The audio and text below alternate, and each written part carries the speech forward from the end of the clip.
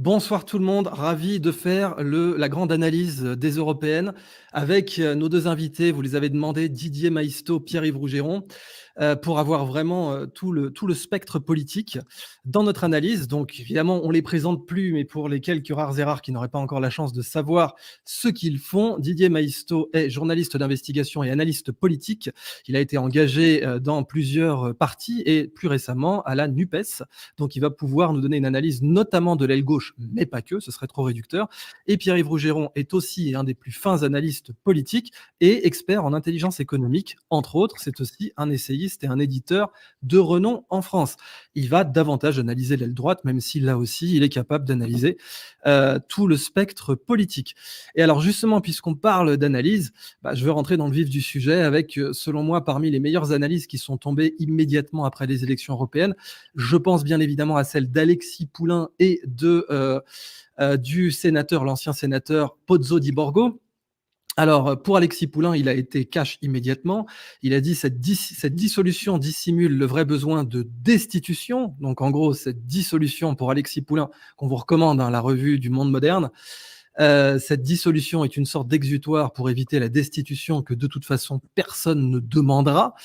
Eh bien, écoutez, mes chers amis, j'aimerais déjà vous poser cette question. Est-ce que vous partagez cette analyse, Didier Maistre et ensuite Pierre-Yves? Oui, alors déjà une précision, moi je n'ai jamais fait partie de la NUPES. Oui, pardon, pas C'était parti. d'ailleurs Oui. voilà, un des motifs de mon départ immédiatement après avoir connu, par la presse d'ailleurs, parce qu'on l'a appris par la presse, la NUPES, l'alliance de la carpe et du lapin, de l'eau et du feu, des européistes BA et autres mondialistes, des fédéralistes et plutôt des nationaux, enfin n'importe quoi. Donc je suis parti et donc pour ça, ça me fait un peu sourire, mais rire jaune, je Oui, dirais. pardon, je corrige. Donc, c'était pas la NUPES, c'était LFI pendant les Et c'était présidentielles. même pas LFI, c'était l'Union populaire, le Parlement de l'Union populaire, Mhm. qui après a soutenu le programme de Jean-Luc Mélenchon à la présidentielle. Et après, moi, j'ai pas participé aux législatives parce que je trouvais que le programme était bien et avait un peu les accents de ce que j'avais trouvé avec Philippe Séguin dans la campagne de Chirac en 95, une espèce de programme un peu global sur la planète, les rapports sociaux, économiques. C'était intelligent, c'était bien fait, mais il n'a pas résisté à l'épreuve des faits et surtout à la vie politicienne, à la vie des partis. Voilà. Ok, Alors, entendu. Alors, Didier Maistre, est-ce que vous pensez que, comme le déclare Alexis Poulain dans sa revue de presse et dans ses différentes analyses à chaud, que cette dissolution, en fait, est une sorte de catharsis pour ne pas parler de destitution ou de démission? Alors, je cite juste Pozzo di Borgo, l'ancien sénateur Pozzo di Borgo, qui lui dit, dans la logique gaulliste, dans la logique de la cinquième en général et gaulliste en particulier, bien évidemment que le président aurait dû démissionner. Alors, je vous donne la parole, puis ensuite, ce sera à Pierre-Yves Rougeron. oui, absolument. Moi, je partage ces deux points de vue de mes deux amis Alexis et Yves. Je l'ai dit moi-même à l'instant T, un président de la République digne de sa fonction aurait dû démissionner. Je veux dire, quand on fait une élection comme ça, qu'on met tout son poids, fut-il gringalé, dans la balance, et qu'on a Rassemblement national plus Reconquête à 40%, avec un peu plus de 50% de participation, on n'a qu'une chose à faire, c'est on fait ses bagages Viviane et on s'en va, quoi. Voilà. Mais lui, il se maintient. Alors, je ne sais pas si c'est une catharsis, parce que je ne suis pas dans son cerveau. Je ne sais pas s'il veut se purifier l'âme, en a-t-il seulement une, ou si simplement il est dans une fuite en avant. Et je pense qu'il est plutôt dans une fuite en avant. Il n'abandonne pas, il lâche rien, il n'abandonne pas la partie et il veut se maintenir. Il a dit il y a longtemps déjà, je présiderai, on ne sait pas trop ce qu'il préside, mais en tout cas, il sera dans la place jusqu'au dernier quart d'heure. Donc il va nous emmerder, puisqu'il dit que nous, on l'emmerde, je reprends son champ lexical qui n'est pas le mien, mais puisque les Français l'emmerdent, lui, en retour, il va nous emmerder, il va se maintenir. Il a tout raté, ce type. Il a tout raté. Il devait être le type qui devait réduire l'extrême droite et la soumettre. L'extrême droite n'a jamais été aussi forte. Il lui offre finalement, dans une stratégie un peu suicidaire jusqu'au boutiste, parce qu'il pense que c'est un démiurge, que c'est le plus grand, le plus beau, le plus fort, qu'il aura toujours le dernier mot. Il lui offre finalement à l'extrême droite ce qu'elle n'espérait pas si vite, ce qu'elle n'espérait pas si tôt, le poste de Matignon. On ne voit pas par quel extraordinaire le RN pourrait ne pas s'installer à Matignon. Alors on voit bien ce qu'il y a derrière, évidemment, cette destitution à contrario ou en creux. Ce qu'il veut, lui, c'est se maintenir pour mouiller d'une certaine manière l'extrême droite et le Rassemblement national. La Ve République, la Constitution le permet. Dans ce partage des rôles, on a déjà eu des cohabitations, il peut avoir le beau rôle, il reste chef des armées, il aime bien être dans ces situations de conflit, être le juge un peu des arbitres, comme ça, l'arbitre des élégances, si j'ose dire. Et donc, il peut distribuer les bons et les mauvais points. Il n'a plus d'enjeu derrière, il ne se représente pas. Et ça peut être une manière pour lui de se maintenir jusqu'au bout. Donc, je suis assez d'accord avec cette analyse. Et surtout, on voit bien qu'il n'est pas du tout à la hauteur et que la France, ça lui passe à des années-lumière, quoi. Ce qui compte, c'est lui, sa petite personne. OK, merci beaucoup pour cette analyse. Alors, Pierre-Yves Rougeron, bon évidemment, hein, on se vous voit tous dans cette émission, c'est plus pour la clarté et l'élégance du propos, mais vous savez qu'on travaille ensemble et que, à la ville, on se tutoie. Mais dans cette émission, j'ai voulu le faire, la analyse politique. Pierre-Yves Rougeron, est-ce que vous partagez ces analyses? Alors en particulier vraiment celle de l'ancien sénateur Pozzo di Borgo et d'Alexis Poulain pour l'instant, ou bien, quelle est la vôtre? Alors, je vais m'inscrire en faux parce que je pense que à cause du caractère déviant et à cause du caractère erratique de la personnalité d'Emmanuel Macron, on fait une erreur qui est de penser qu'Emmanuel Macron, parce qu'il le revendique, décide seul et qu'il n'a pas de stratégie. À cause de son caractère erratique, tout le monde à l'étranger se pose des questions sur son état mental, il suffit de lire la presse. Certains pays, y compris des pays qui sont nos alliés, particulièrement en langue anglaise, se posent des questions sur son état de santé. Est-ce qu'il prend quelque chose, etc. D'ailleurs, qui a affaire à des journalistes étrangers, ce qui est mon cas, c'est l'une des premières questions off qui tombe. Hein, il est particulier, votre gars, quand même. Hein. Et en réalité, on a eu tendance, et depuis le début, à le sous-estimer. Rappelez-vous, quand il a lancé le « en même temps », on a dit « c'est ridicule ». Le « en même temps », c'est une dissonance cognitive. En réalité, c'est un procédé d'ingénierie des perceptions, rudimentaire, mais très efficace.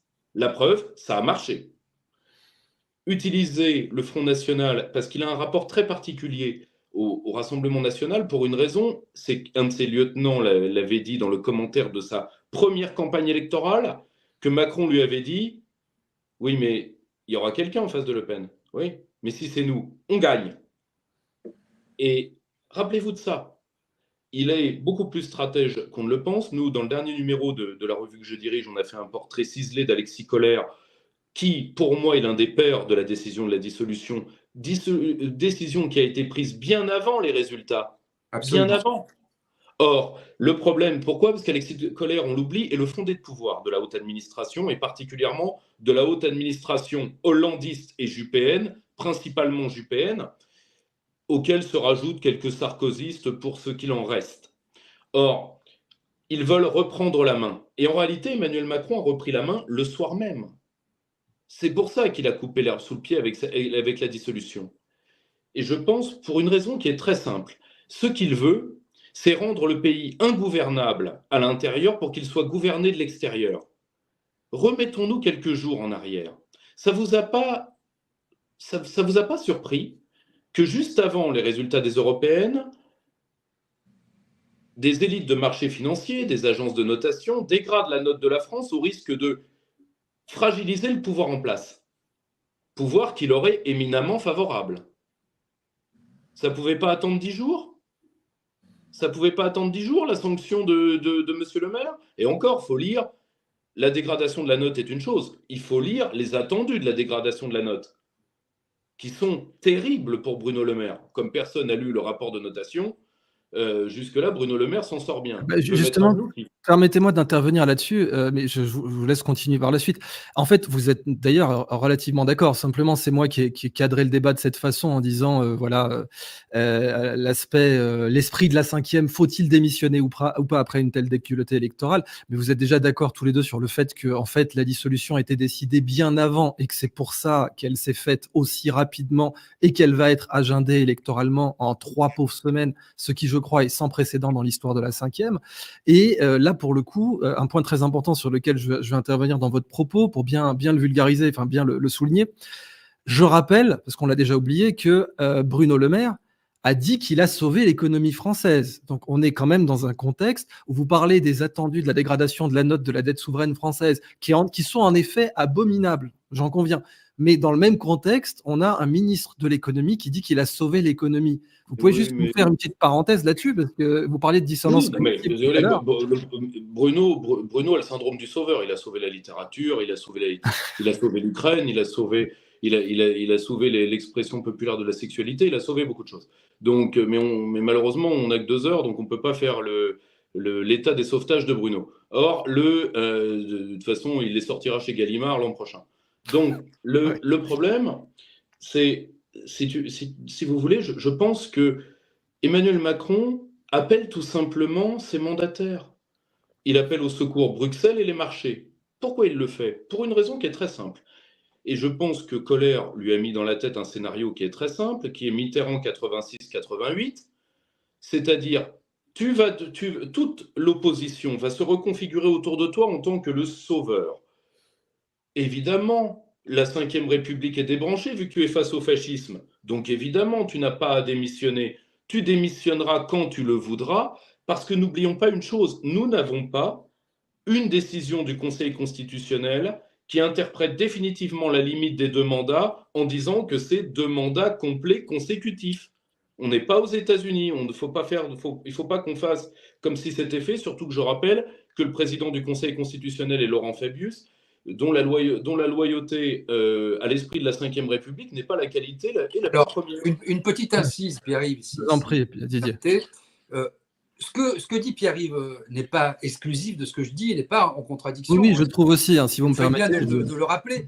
Il y a une part, effectivement, du côté erratique du comportement d'Emmanuel Macron, qui est comme ça, un peu foufou, un peu agité du bocal, mais qui a une stratégie et qui a du sens politique. Hein. Il a du sens politique, et en même temps, et c'est ce fameux en même temps, il a des commanditaires, des mandataires, des gens auxquels il doit répondre. Vous parliez du fondé de pouvoir, et c'est une vraie bonne analyse. Là, je pense que c'est la bonne grille de lecture. Et d'apparaître comme le sauveur, peu importe dans ce scénario-là que le Rassemblement national gagne et le pouvoir ou pas, parce que de toute façon, ça sera une co-gestion. Et en tant que lui, démiurge, comme je disais, Bruce tout-puissant, un peu au-dessus, à la fois Jupiter et Vulcain, hein, qui forge le feu pâle de son petit enfer personnel, en réalité, c'est la même chose. Il se voit toujours dedans, dehors, à côté et à l'intérieur, au-dessus et en dessous, au-dessus de la mêlée et dans le combat. Il crée ses propres lois, il dicte ses propres règles, qui dépassent d'ailleurs celles du cadre français, du cadre républicain, qu'il reconnaît à peine, soit dit en passant. Voilà. Donc c'est ça qui est compliqué avec Macron, c'est que c'est un savant mélange à la fois de stratégie assez fine, de pensée politique assez fine, et d'un comportement erratique qui entre en percussion avec une vraie réflexion de fond. Donc vous êtes d'accord tous les deux sur le fait qu'il y a un aspect machiavélique en réalité dans cette dissolution. Parce que pour finir, Didier Maistre d'abord et Pierre-Yves Rougeron. La décision a été prise il y a au moins 2 mois, de mon point de vue. Les sondages, quand ils se sont cristallisés, il a vu à peu près quels étaient les rapports de force, donc ils ont affiné les choses. Il y a eu des sondages différents, moi je les ai vus de l'intérieur, et pour le coup, moi qui pourfends les sondages, j'ai vu que certains étaient bien faits avec des panels représentatifs, et certains qui n'ont pas été publiés d'ailleurs, commandés par des partis politiques. Donc on avait une vue d'ensemble assez générale, et finalement en 2 mois ça a un peu bougé. Donc ce scénario s'est cristallisé, et ils ont acté, et ils ont pris la décision. Il faut bien sûr attendre le vote, mais de toute façon ils ne pouvaient pas faire autrement en disant ils ne se dérobent pas, parce que c'était la scénographie imaginée par les macronistes. Hein. Il prend ses responsabilités, vous avez vu, c'est un président qui préside, il est là. Et vous ne pouvez pas avoir 40% pour l'extrême droite en disant je vais sauver le pays, je vais réduire l'extrême droite et ne pas dissoudre derrière, ça n'aurait aucun sens, évidemment. Pierre-Yves Rougeron. Je pense qu'il faut bien se mettre dans sa tête aucun intérêt, parce que, si vous voulez, sinon, faut attendre au mois de novembre la sortie de Joker, la folie à deux. Mais je pense il faut se mettre dans la tête des mandataires. Les mandataires vont être très simples. Vous ne pouvez faire peur à ces gens. Alors, quand je dis ces gens, c'est ce que Samuel Huntington appelait l'hyperclasse mondiale, c'est-à-dire, grosso modo, ce conglomérat à la fois de certains types de grands capitalistes et de hauts fonctionnaires qui sont en dehors des sociétés. Bon. Pour qui Emmanuel Macron est l'homme qui va permettre enfin de réformer la France selon ce que un grand auteur américain, Alistair, appelait le principe de discipline. C'est-à-dire, enfin, on va mettre la France en coupe réglée, comme d'autres ont mis d'autres pays en coupe réglée. Bon, très bien. Et bien sûr, le principal instrument de ces gens-là, pour ce qui est des pays ouest européens, c'est l'Union européenne, qui est d'ailleurs la seule chose qu'Emmanuel Macron ne mettra pas en danger. Pourquoi ? Parce qu'il a une seule chose qui borde son comportement, c'est le cadre. D'accord ? Le cadre mis par les giscardiens et par les deloriens, qui sont profondément les racines intellectuelles du macronisme. Et le cadre, ça, il ne faut pas y toucher à tout prix. Tant que vous vous soumettez au cadre, ils vous digéreront. Ils vous digéreront. Moi, j'oublierai jamais la parole d'un haut fonctionnaire du Parlement européen, car je rappelle que le Rassemblement national a déjà gagné 2 fois cette élection avant celle-là. Et j'oublierai jamais la première fois, vu que j'y étais, en 2014, un haut fonctionnaire européen dit de toute façon, nous les rachèterons. Racheter, non pas qu'ils les pensent corruptibles, mais tout. Le problème, c'est que ce qui est corruption et ce qui ne l'est pas, quand vous sortez du cadre national, est très difficile à discriminer. Voilà, vous avez de l'argent facile, et malheureusement, on s'y habitue. C'est comme ça. Ça agit même sur des gens honnêtes. C'est comme ça. Bon. Tant que vous ne touchez pas au cadre, vous êtes dans leur monde et c'est la parabole du casino. Vous avez 100 personnes qui vont au casino, vous en avez un qui va gagner quelque chose, 99 qui sortent en pleurant et la banque qui est toujours là. C'est exactement le même principe. Tant que vous ne touchez pas au cadre, Macron pense qu'il peut tout faire. Et qu'est-ce qu'il cherche à faire ? Il cherche à faire une chose qui est très simple. Il cherche à gagner au grattage et au tirage. Les législatives, il arrive à se maintenir. Toute l'opposition au Rassemblement national doit lui manger dans la main. Les Républicains, qui risquent de perdre leur groupe parlementaire, vont devoir regarder Horizon différemment. Particulièrement, ils ont eu 2 dots à donner à la Macronie, qui sont les régions et surtout le Sénat. Toute une partie de la gauche dite radicale peut être bouffée par le phénomène Glucksmann, qui n'est que l'ailier gauche du grand gouvernement central. C'est pour ça que j'avais dit sur un autre média un peu souricier à mon égard, je leur avais dit, le problème, c'est que Bardella va être un faire-valoir de cette élection. C'était pas du tout méchant pour Bardella, lui, il n'y peut rien. Le problème, c'est qu'on pense que Macron y est allé avec le seul cheval, Valérie Hayé. Vous croyez sincèrement que si cette élection avait été importante pour Macron, il aurait envoyé Valérie Hayé ? Non mais, si vous voulez, vous allez me dire que dans l'écurie de la Macronie, il n'y avait qu'une Agnès Borgne. Vous voulez vraiment que j'y croie ? Hors de question.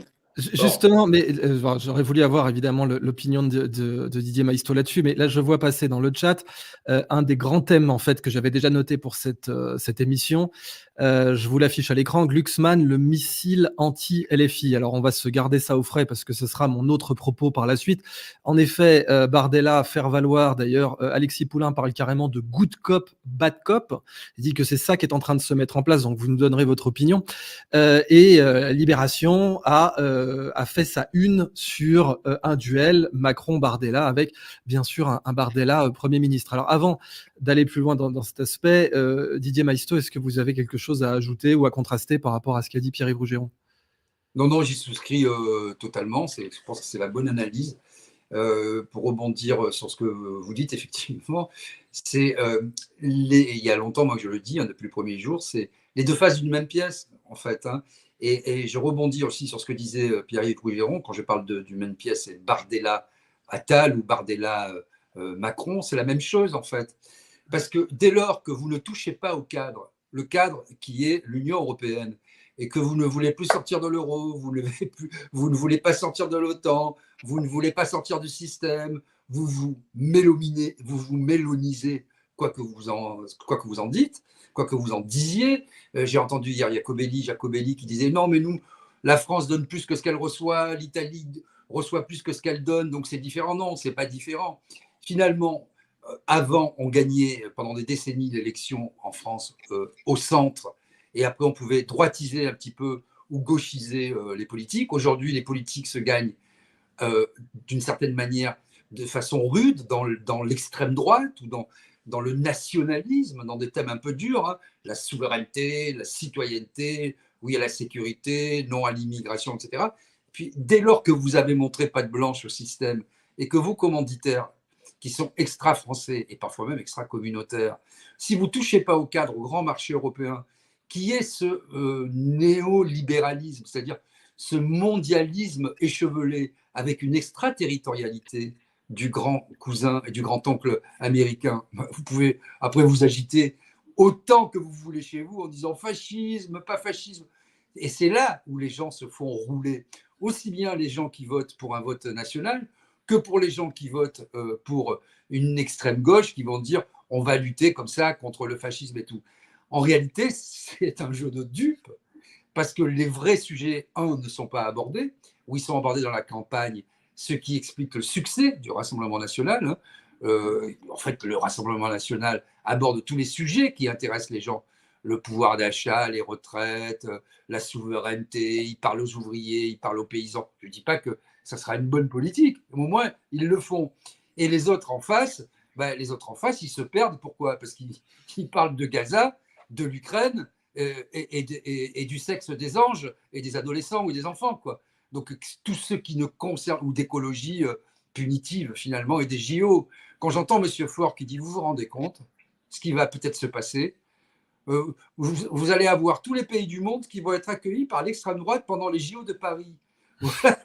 Non, mais je veux dire, ce type qui est fort sympathique par ailleurs et complètement inefficace, qui vit du système, qui n'a jamais travaillé de sa vie, qui ne travaillera jamais, puisque la carrière d'un homme politique en France, c'est 50 ans en général en échappant au travail. Mais ces gens-là, en fait, c'est de bonne foi qui dit ça. Lui, sa catastrophe à lui, à M. Faure, c'est d'avoir des beaux JO avec une belle cérémonie d'ouverture.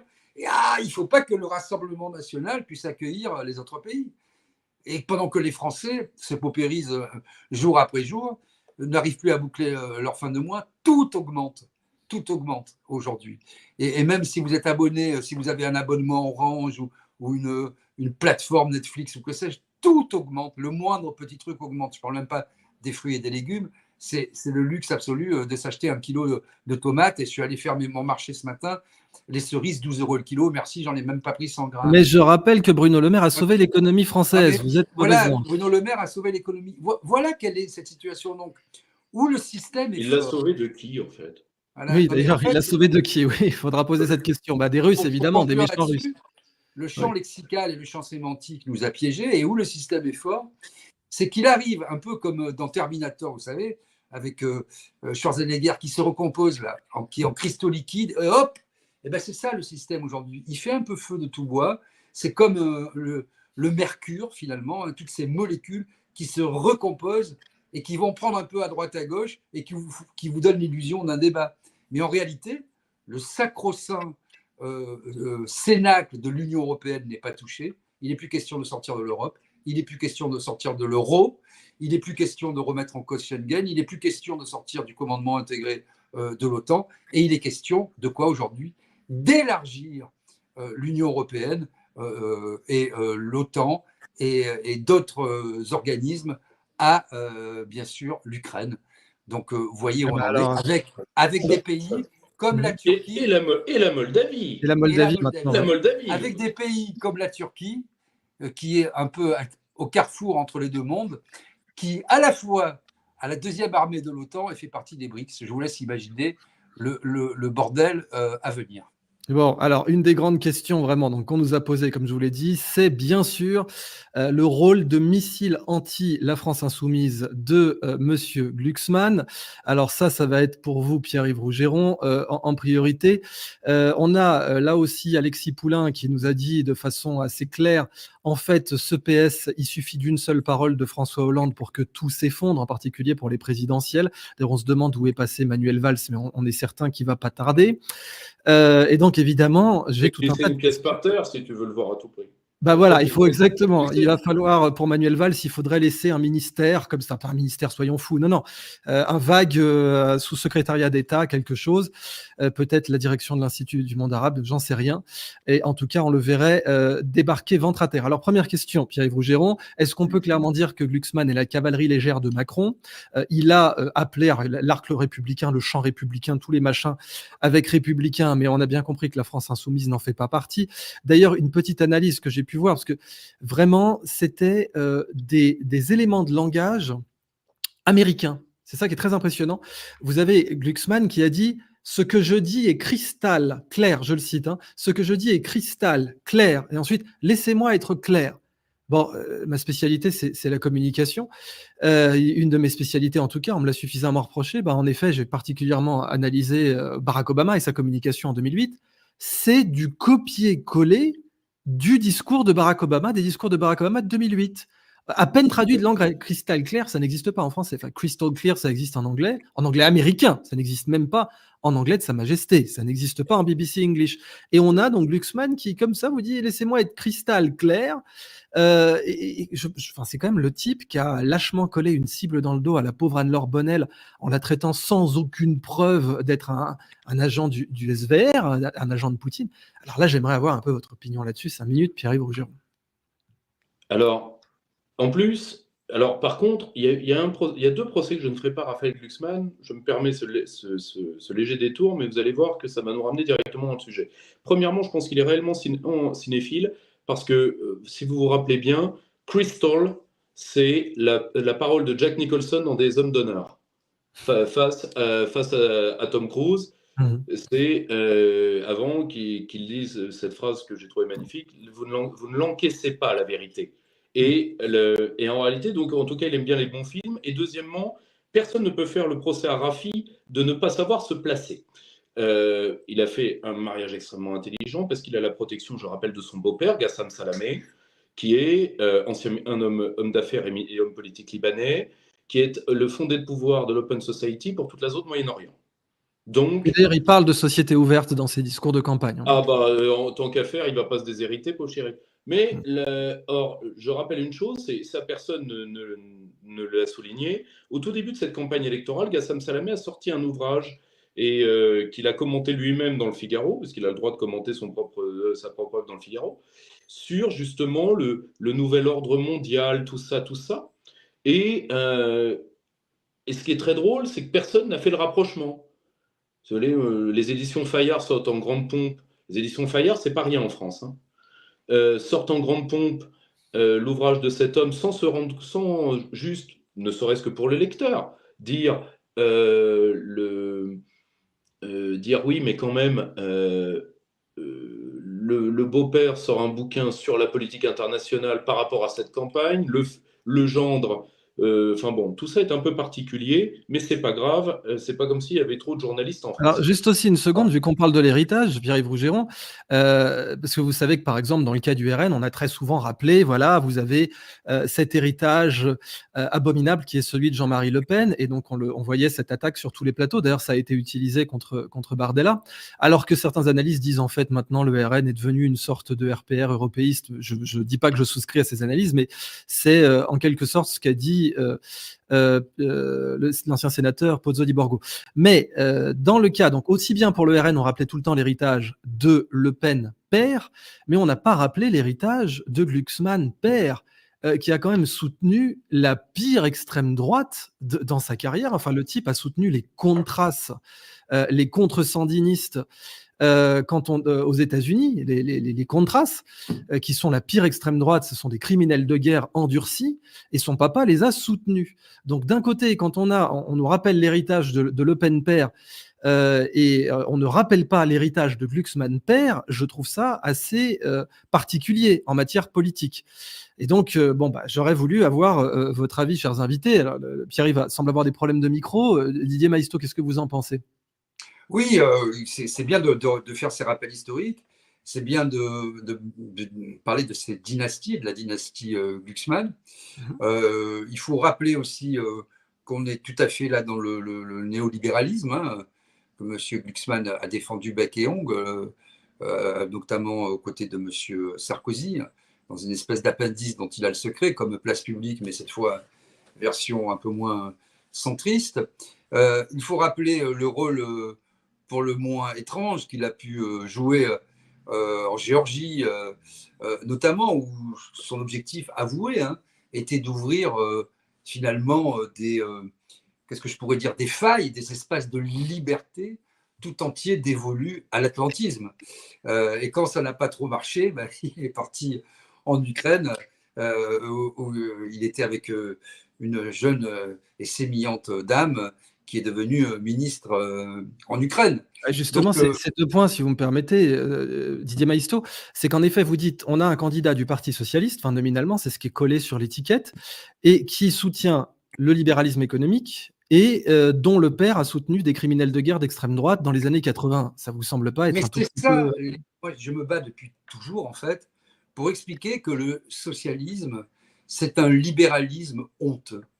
C'est alors la c'est bonne. devenu, parce que, Ça a Marx se toujours retourne été, mais vous ça a voulez dire toujours le été. Parti socialiste depuis 83 alors précisément, j'imagine? Oui, depuis Mitterrand, depuis même avant 81, quand il a pris le pouvoir, qu'il a fait une OPA sur le Parti communiste Comme on français. disait à l'époque, pour privatiser, il faut la gauche parce que la droite a trop honte. Je ne sais plus qui avait Mais dit ça. Pascal Lamy, c'est une Parce femme Mais qu'elle de l'a jamais il y a eu un gouvernement qui a autant. Enfin, la gauche a privatisé que jamais Jospin autant et privatisé, Jospin pareil, enfin bon. Et en fait, tout ça, c'est évidemment dans les inscrits, je dirais, cette trahison de l'idéologie, elle est inscrite dans les gènes, pour ainsi dire, du Parti socialiste français, qui, moi j'ai du respect pour les gens de droite et j'ai du respect pour les gens de gauche, qui s'assument comme tels, ou pour des gens, ce qui est mon cas évidemment, qui sont un peu, au-dessus, ça fait pompeux, mais qui veulent transcender les clivages, en tout cas qui pensent que les clivages historiques ne sont plus les mêmes, sont plus signifiants. Il y a les globalistes, pour faire court d'un côté, les mondialistes et les nationaux, appelons-les comme ça, ou les souverainistes, j'aime pas beaucoup le mot, mais il faut bien qualifier les choses, de l'autre. Voilà pour moi aujourd'hui les clivages qui sont importants. Mais on est là au cœur, on a l'air de s'éloigner, mais on est au cœur de la réflexion, parce que dès lors que vous ne remettez pas en cause fondamentalement ce système, ni par la monnaie, ni par les frontières, ni par l'indépendance que vous pouvez exercer en termes de fiscalité ou d'autonomie des pouvoirs publics, la retraite, etc. Tout le reste, c'est du verbiage. Si vous avez 90% de votre droit qui est issu des directives européennes, un Parlement européen qui fait un peu joujou, parce que j'allais dire c'est le Conseil européen, mais même pas, c'est même pas le Conseil politique, ça c'est pour de la com. En réalité, le barycentre s'est déplacé, c'est la Commission européenne qui dirige, à telle enseigne que quand il y a un voyage d'État, et les Chinois s'en offusquent, c'est Madame van der Leyen qui est la véritable patronne de l'Europe et qui se comporte comme la présidente de l'Europe. Et d'ailleurs, M. Glucksmann, de ce point de vue, a été le seul à être honnête, puisqu'il a dit évidemment rendons-lui ça. le projet de l'Europe, c'était de faire une Europe fédérale. Et au moins, il dit les choses. Oui, c'est vrai que là, je ne vais pas lui péter du sucre sur le dos toute la soirée. Il faut lui reconnaître que, contrairement à Macron ou à Hayet, il a clairement dit notre projet, c'est de faire une Europe fédérale. Voilà. Pierre-Yves Rougeron. Raphaël Glucksmann est l'enfant de la radicalisation d'une partie de l'électorat macroniste au sein du grand gouvernement central.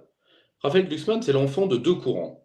C'est l'enfant d'abord de la radicalisation d'une partie de la Macronie qui se dit un autre Macron est possible, toujours plus loin, toujours plus haut, toujours plus fort, et toujours moins de France. Parce que, oui, la haute bourgeoisie est fière de lui, parce qu'il a donné des mains coupées, il a donné des yeux crevés. C'est-à-dire il a donné ce que Sarkozy n'a pas donné. Sarkozy a déjà tenté ça. L'ouverture à gauche de Sarkozy, c'était ça. C'était de faire cohabiter Buisson, Emmanuelle Mignon, qui est une femme de droite ultralibérale, et de l'autre côté, Kouchner. Bon, donc si vous voulez, ça a déjà eu lieu, mais Sarkozy n'est pas allé assez loin, et là vous avez une part radicalisée, échaudée par le macronisme, qui se dit un autre Macron est possible. Raphaël Glucksmann est également l'enfant d'une autre chose, qui est que la tentative de gouvernance au centre droit de la Macronie est un échec. Elle a été soufflée par une part de l'énarchie juppéenne, qui n'oubliez jamais que l'architecture en termes d'état administratif de la Macronie, c'est l'énarchie juppéenne, hein, très nettement. D'où le choix d'Édouard Philippe, qui est le fils spirituel de Juppé.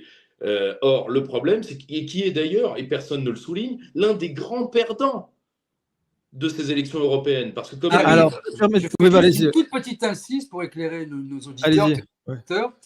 Ce qui est vraiment intéressant quand on fait un parallèle, c'est de voir qu'en 95, et j'étais aux premières loges puisque j'ai participé à cette campagne de façon active, puisque Chirac a démarré la campagne à Lyon. À l'époque, j'étais attaché parlementaire et on a arpenté le terrain et j'étais avec Philippe Séguin, etc. On gagne cette campagne grâce à l'apport de Séguin et d'Emmanuel Todd, déjà à l'époque. La France pour tous, sa fracture sociale, je rappelle un peu les thèmes, manger des pommes. Que fait Chirac, qui s'était déjà converti au temps du RPR à l'Europe de Maastricht? Et on gagne, je dis on parce que je m'inclus, il nomme Juppé. Et moi je me suis tiré tout de suite. Fin des petits pois. Vous faites une campagne au-dessus des partis, avec des thématiques qui vont puiser au tréfonds de la République française et de la France, presque avec un vieux fond maçonnique. Vous voyez ce que je veux dire? Sur la République, les symboles, ce côté à la fois charnel et intellectuel, ce qu'on n'explique pas, ce lien à la terre, cette France qui a ce côté vieux radical qu'avait Chirac. Voilà, voilà exactement ce vieux fond radical. Et à la fin, vous nommez Juppé et Madelin, mais ça peut que finir en eau de boudin. Et d'une certaine manière, il y a un parallèle effrayant, mais tout à fait éclairant, qui est ce qu'on vit aujourd'hui dans la situation actuelle. Les mêmes causes produisent les mêmes effets, et les socialistes nous ont accouché de Macron. Hein, ça devait être l'aile un peu gauche, sociale, mais un peu ouverte, etc. Un Delors un peu plus jeune, quoi, voilà. Et finalement, il a gouverné dans le va-et-vient, le tout et son contraire. Et on voit bien que la gauche ne s'y retrouve pas, d'où aujourd'hui, il faut un peu gauchiser l'image et on nous balance plus jeune. Où va-t-il aller? On va nous balancer Glucksmann. Ah, il est un peu plus à gauche, il est un peu plus jeune. Vous avez soulevé un point, on prend juste après sur le cas, parce que vous avez bien compris que c'est pas tant de parler de Monsieur Glucksmann, c'est de parler en fait du missile contre la France insoumise que sa formation représente, au même titre que le Roussel, qui était un Macron repeint en rouge, avait été un missile contre la France insoumise au présidentiel, qui lui a piqué pile poil les voix qui manquaient pour être au deuxième tour, et que là on aurait donc un Macron repeint en rose. Mais un point important que je veux pas oublier, et dont je vous demande une analyse évidemment à tous les deux, c'est est-ce que c'est un gain pour Édouard Philippe ou pas, en effet, cette situation? Alexis Poulain dit que oui, et Pierre-Yves Augeron, vous dites que non. Alors, attention, ça dépend sous quel échiquier on se place. Si on se place à l'instant T, ça aurait été beaucoup plus facile pour Édouard Philippe. En réalité, Édouard Philippe a tout perdu dans cette élection jusqu'à l'annonce de la dissolution, qui le sauve. Pourquoi ? Parce que s'il n'y avait pas eu de dissolution, mais je pense qu'il n'a pas dû être très déçu, vu que je pense que lui est au courant, car comme vous le verrez dans l'article que nous mettons sur M. Colère, n'oubliez jamais que l'un des rôles clés de Colère, c'est de faire le go-between entre Macron et Philippe, qui est son ancien copain de bringue. Mais je dis bien copain de bringue, c'est pas méchant, c'est un état de fait, c'est des copains de jeunesse. Or, le problème, c'est que les deux hommes ne s'adressant plus la parole depuis l'acte 2 ou 3 des Gilets jaunes, il faut bien un go-between entre les deux. C'est l'un des multiples rôles d'Alexis Colère. Or, jusqu'à la dissolution, parce que Édouard Philippe ne peut succéder que si Horizon arrive à avaler les Républicains. Alors, est-ce que c'est possible ça déjà? Est-ce que c'est crédible ça? Alors, si, on va être très simple, si les Républicains avaient fait moins de 5, la tête d'Éric Ciotti sautait certainement le soir même. Là, je vois juste une seconde, je vois Didier Maisto, copine du chef. Vous êtes d'accord, Didier Maisto? Ah oui, là ça s'est joué à quelques voix. Ça s'est joué à quelques voix. Et Bellamy a sauvé les meubles, juste rapidement, parce que Bellamy, par rapport aux autres, il est honnête, on peut ne pas adhérer à ce qu'il défend, il est honnête, il est sincère, et c'est pas un démagogue. Donc, les gens lui accordaient ça.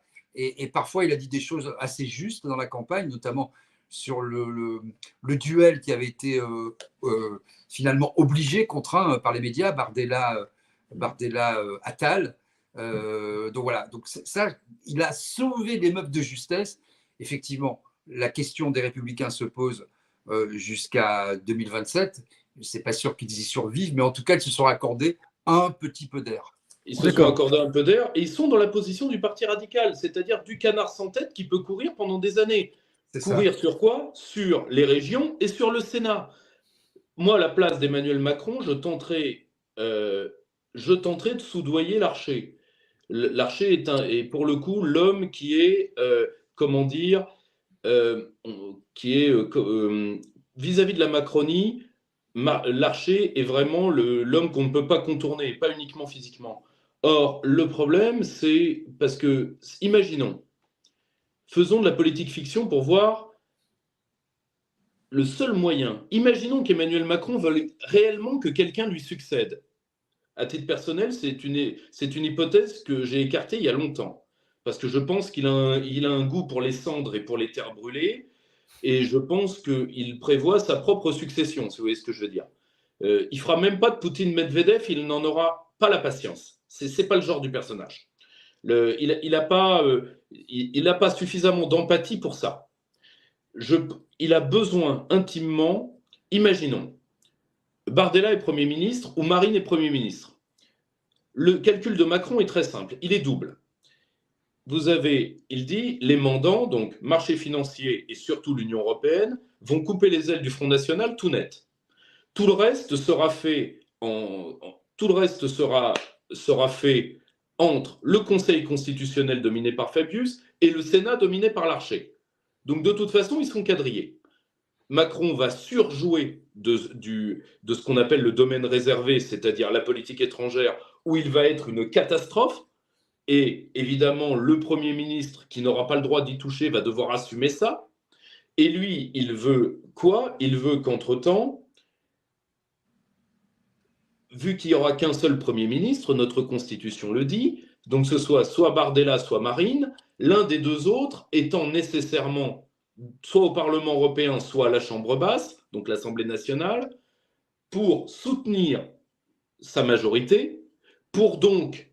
Et le problème, c'est que si l'un des deux veut faire une campagne dans ce qui suit, cette campagne, c'est le but d'Emmanuel Macron, sera nécessairement salopée. Parce que comme la majorité ne pourra pas grand-chose, le candidat qui en sortira sera essoré. C'est en tout cas le piège gigantesque qui est tendu. C'est pour ça que Macron veut rendre le pays ingouvernable à l'intérieur pour le gouverner depuis l'extérieur. Il sait très bien que ses maîtres le feront. Il n'y a aucun problème là-dessus, il les connaît par cœur. Ensuite, s'il a la lecture de la Constitution, que je pense qu'il est assez fou pour avoir. Alors justement, on parlait du machiavélisme de Macron et du placement des pions. Certains disent que c'est aussi une façon soit de court-circuiter Attal, soit de le réserver comme héritier potentiel, ce en quoi je ne crois pas personnellement. Alors Didier Maistre, à vous la parole. Bon, déjà, Attal, il a disparu, disappear. C'est fini. On n'en parle plus d'Attal. Ça a été à la vitesse de la lumière. Rappelez-vous, quand il a été nommé, j'avais dit, c'est son fusible. Il va le cramer jusqu'aux européennes. Il va l'user. On n'entendra plus parler d'Attal. Je suis complètement d'accord avec l'analyse de Pierre-Yves Rougeron. Ayant partagé ma vie professionnelle avec des gens, ou même politiques, de cet acabit, des espèces de chefs magnétiques et à la fois fous furieux. Barre était comme ça, que j'ai bien connu à une époque, en dehors de son côté soi-disant bonhomme. Ce sont des gens qui pratiquent la terre brûlée. On ne succède pas à ces gens-là, ni d'un point de vue financier, ni d'un point de vue économique, ni à la tête d'une entreprise, ni dans l'histoire de France, ni dans l'histoire politique. Alors, est-ce que, pardonnez-moi, je ne veux vraiment pas vous interrompre, mais est-ce que Attal l'avait compris, ça, déjà? Est-ce qu'il avait... Oui, Attal l'avait compris, mais Attal, c'est d'une certaine manière le même que Macron, avec des dents encore plus aiguisées, si j'ose dire, une appétence pour le pouvoir. En plus, il est hyper mnésique, il est assez vif d'esprit. il y a peu de différence entre les deux hommes. Et Macron est extrêmement bien conseillé, comme le soulignait Pierre-Yves Rougeron, avec Colère. C'est pas le cas d'Attal, qui est plutôt mal entouré dans l'ensemble. Alors voilà, ce que j'allais dire, il y a un côté, si vous voulez, Attal a été l'homme qui a vu l'homme qui a vu l'ours. C'est-à-dire, c'est pas le système qui s'est mobilisé, y compris le système médiatique en faisant des unes, etc. Bernard C'était une Arnault, conséquence, Kaczynski, etc. voilà.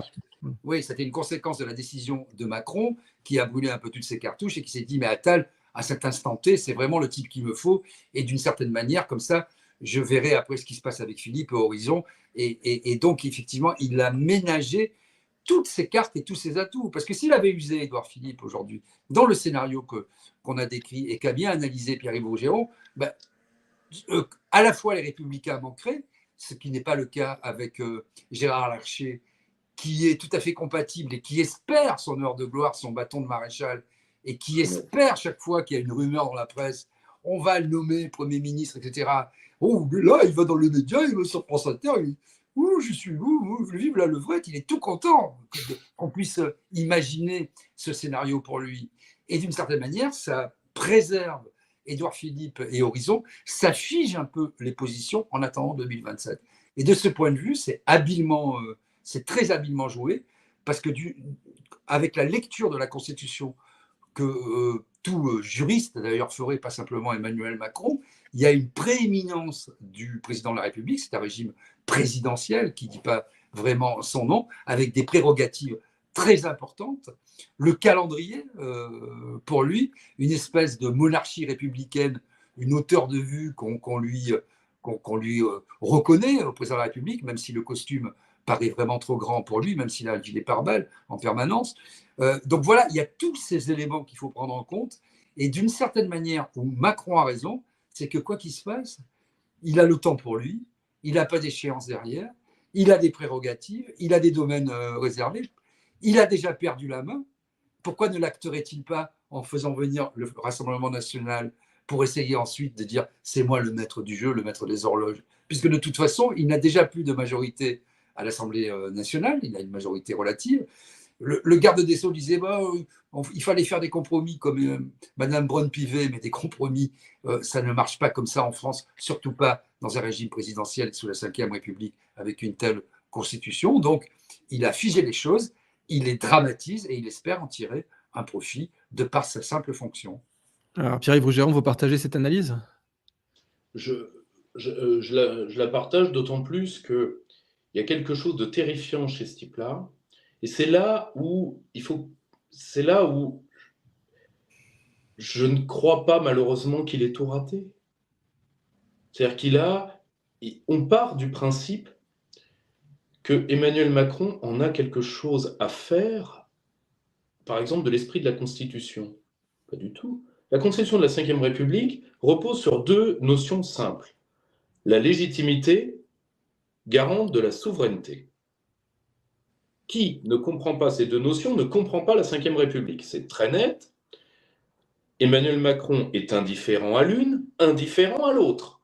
Donc pour lui, la Constitution n'est pas un esprit. La Constitution de la Ve République devient une espèce de permanente prime non pas aux gagnants, mais prime aux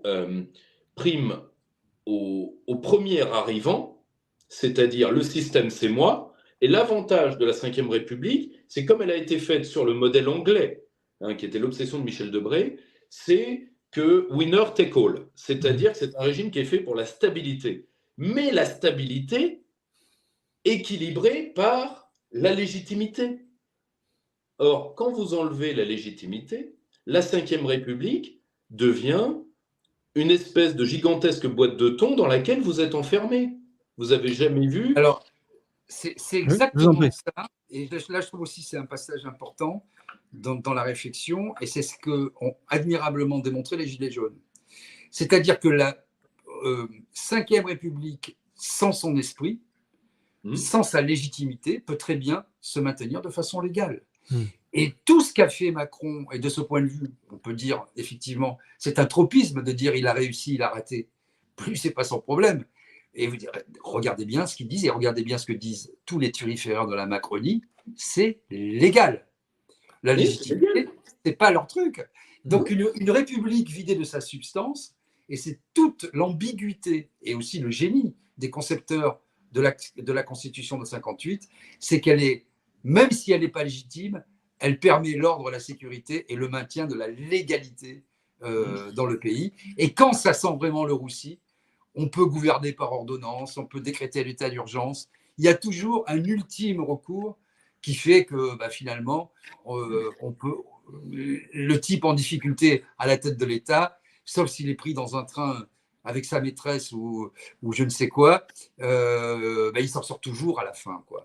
Oui, en gros, avec la force de parce l'ordre. que là, on rappelle ce qu'avait donc dit l'ancien sénateur Pozzo di Borgo. De Gaulle avait démissionné avec 49. Mon Dieu, 49, je suis mis en ballottage, je démissionne. Et là, on a une majorité présidentielle qui se présente comme telle, qui a mobilisé ses élus nationaux pour des campagnes européennes, pour une campagne européenne, ce qui n'est pas forcément régulier, et qui n'a pas fait un pauvre 15%, qui n'a même pas tapé le 15%, et qui ne démissionne pas. Alors, c'est ce que vous dites, c'est qu'en gros, soit on a des leaders qui ont la classe, qui cherchent à rester classe, et qui du coup tirent les conséquences eux-mêmes en sachant que De Gaulle aurait pu se maintenir tant qu'il voulait légalement, et on le voit bien aujourd'hui. Soit on a des gens qui n'ont pas la classe et qui vont continuer de façon retorse à se maintenir au pouvoir. Vous savez, ça me fait penser, en fait, comme dans un débat où vous auriez une personne qui serait élégante, qui n'attaquerait pas l'autre, qui déciderait de ne pas être dans l'ad hominem, etc., et qui serait venue dans un débat en essayant d'être classe, en étant en smoking, et puis l'autre personne qui lui balancerait de la boue toutes les 5 minutes, et l'autre personne pourrait dire qu'elle a gagné le débat. J'ai vu ça, ça m'est arrivé de voir ça sur Internet, ce genre de bêtises. Il faut bien comprendre, quand je disais les deux faces d'une même pièce, c'est que ce système-là secrète sa propre opposition et qu'il puisse la diriger, la maîtriser, l'envoyer dans le mur. C'est-à-dire que l'assurance touriste... Je vais mettre des mots dans votre bouche, mais sa propre opposition, là, vous pensez à Bardella, on est d'accord. Mais oui, non mais l'ambition d'un homme ou d'une femme politique aujourd'hui en France, mais ce n'est pas nouveau, hein, ça a déjà quelques années, c'est d'être deuxième, qualifié face à Marine Le Pen ou à quelqu'un du Rassemblement national, anciennement du Front national. Parce que c'est l'assurance, pense-t-il, en tout cas jusqu'à présent, de gagner l'élection suprême. Et de toute façon, aujourd'hui, le système et les commanditaires qu'on évoquait, il faudrait faire une autre émission sur ce qu'est l'oligarchie, mais je pense que nos auditeurs volontiers, hein, vous revenez quand vous voulez. sont bien conscients.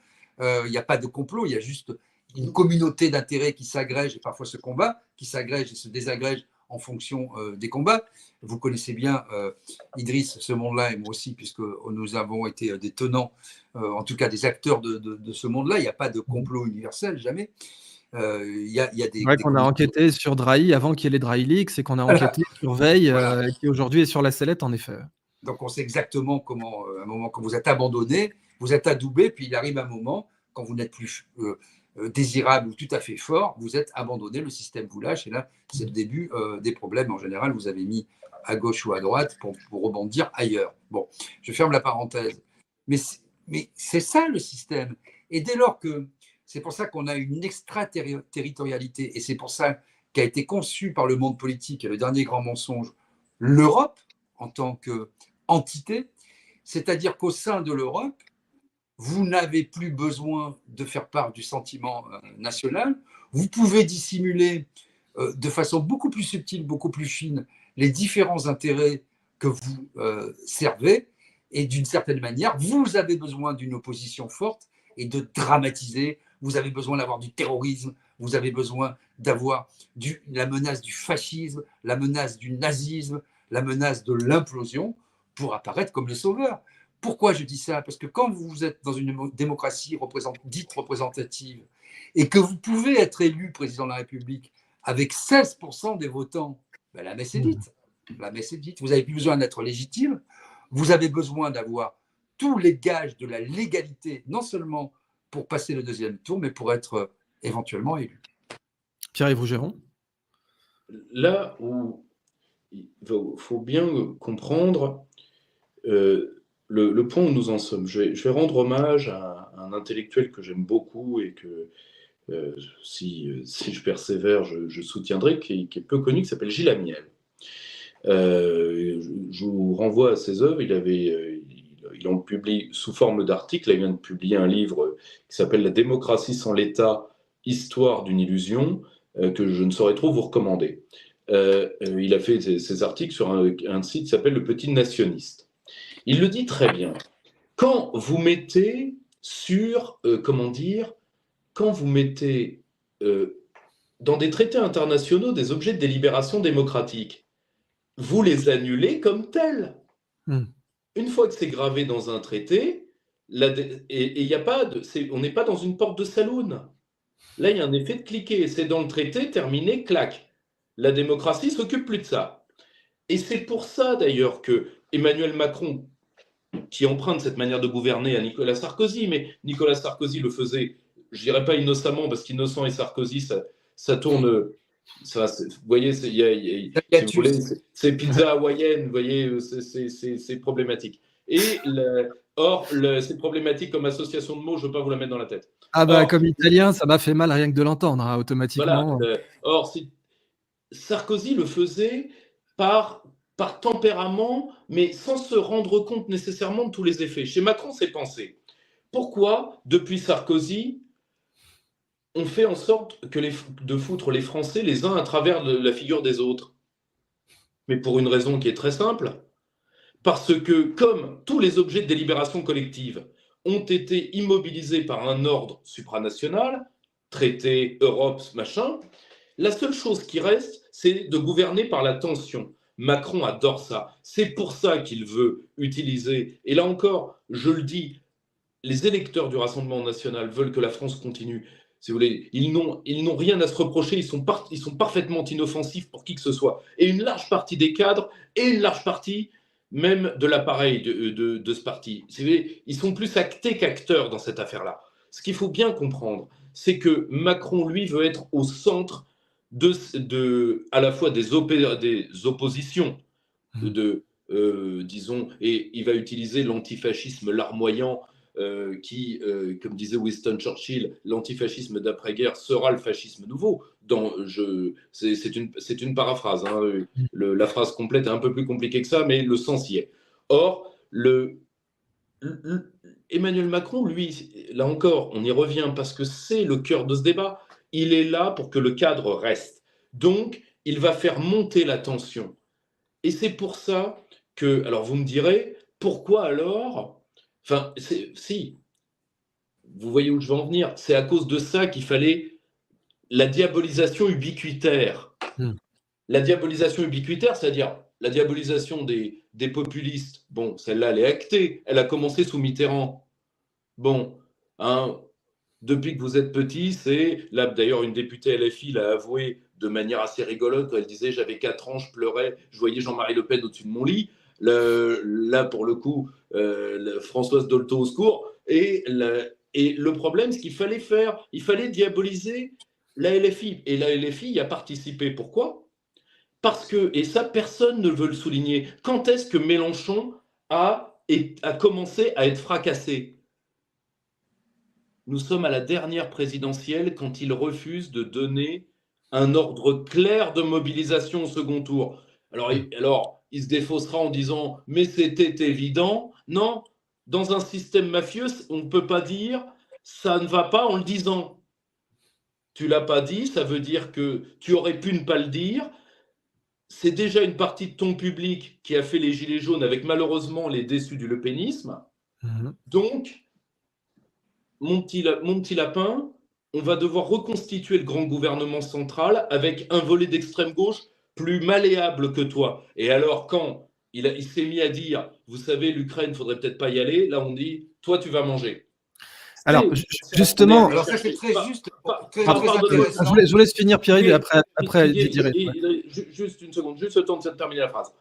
C'est pour ça qu'on est allé chercher ce parti communiste nouveau extraordinaire qui a 4 pattes devant Zelensky. C'est-à-dire, attendez, moi j'ai connu le parti communiste légèrement moins atlantiste, mais alors de voir les héritiers de l'armée rouge théorique saluer les héritiers de Bandera, moi au moins j'aurais vécu assez vieux pour voir ça.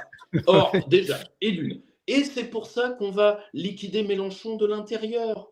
Ouais. Pour le remplacer par quelqu'un qui, quand il faudra castoriser, castorisera, et castorisera de bon cœur. Tout donc, ça, typiquement Autain, pour ne pas citer de nom. Voilà. Je pense qu'ils ont ils vont utiliser les pablistes comme d'habitude, parce que c'est à ça que servent les pablistes, mais ils ont de quoi liquider Mélenchon de toute façon, et je pense parce que il y a une suspicion sur lui. Et je ne dis pas ça pour en dire du bien. Je pense qu'on est tous d'accord qu'une partie de ses soutiens me porte une haine ethnique. Il n'y a pas de problème. Je dis juste que moi, je refuse de le diaboliser pour une seule raison. C'est qu'être diabolisé, je sais ce que c'est. Moi, je l'ai vécu. Et je le vis tous les jours.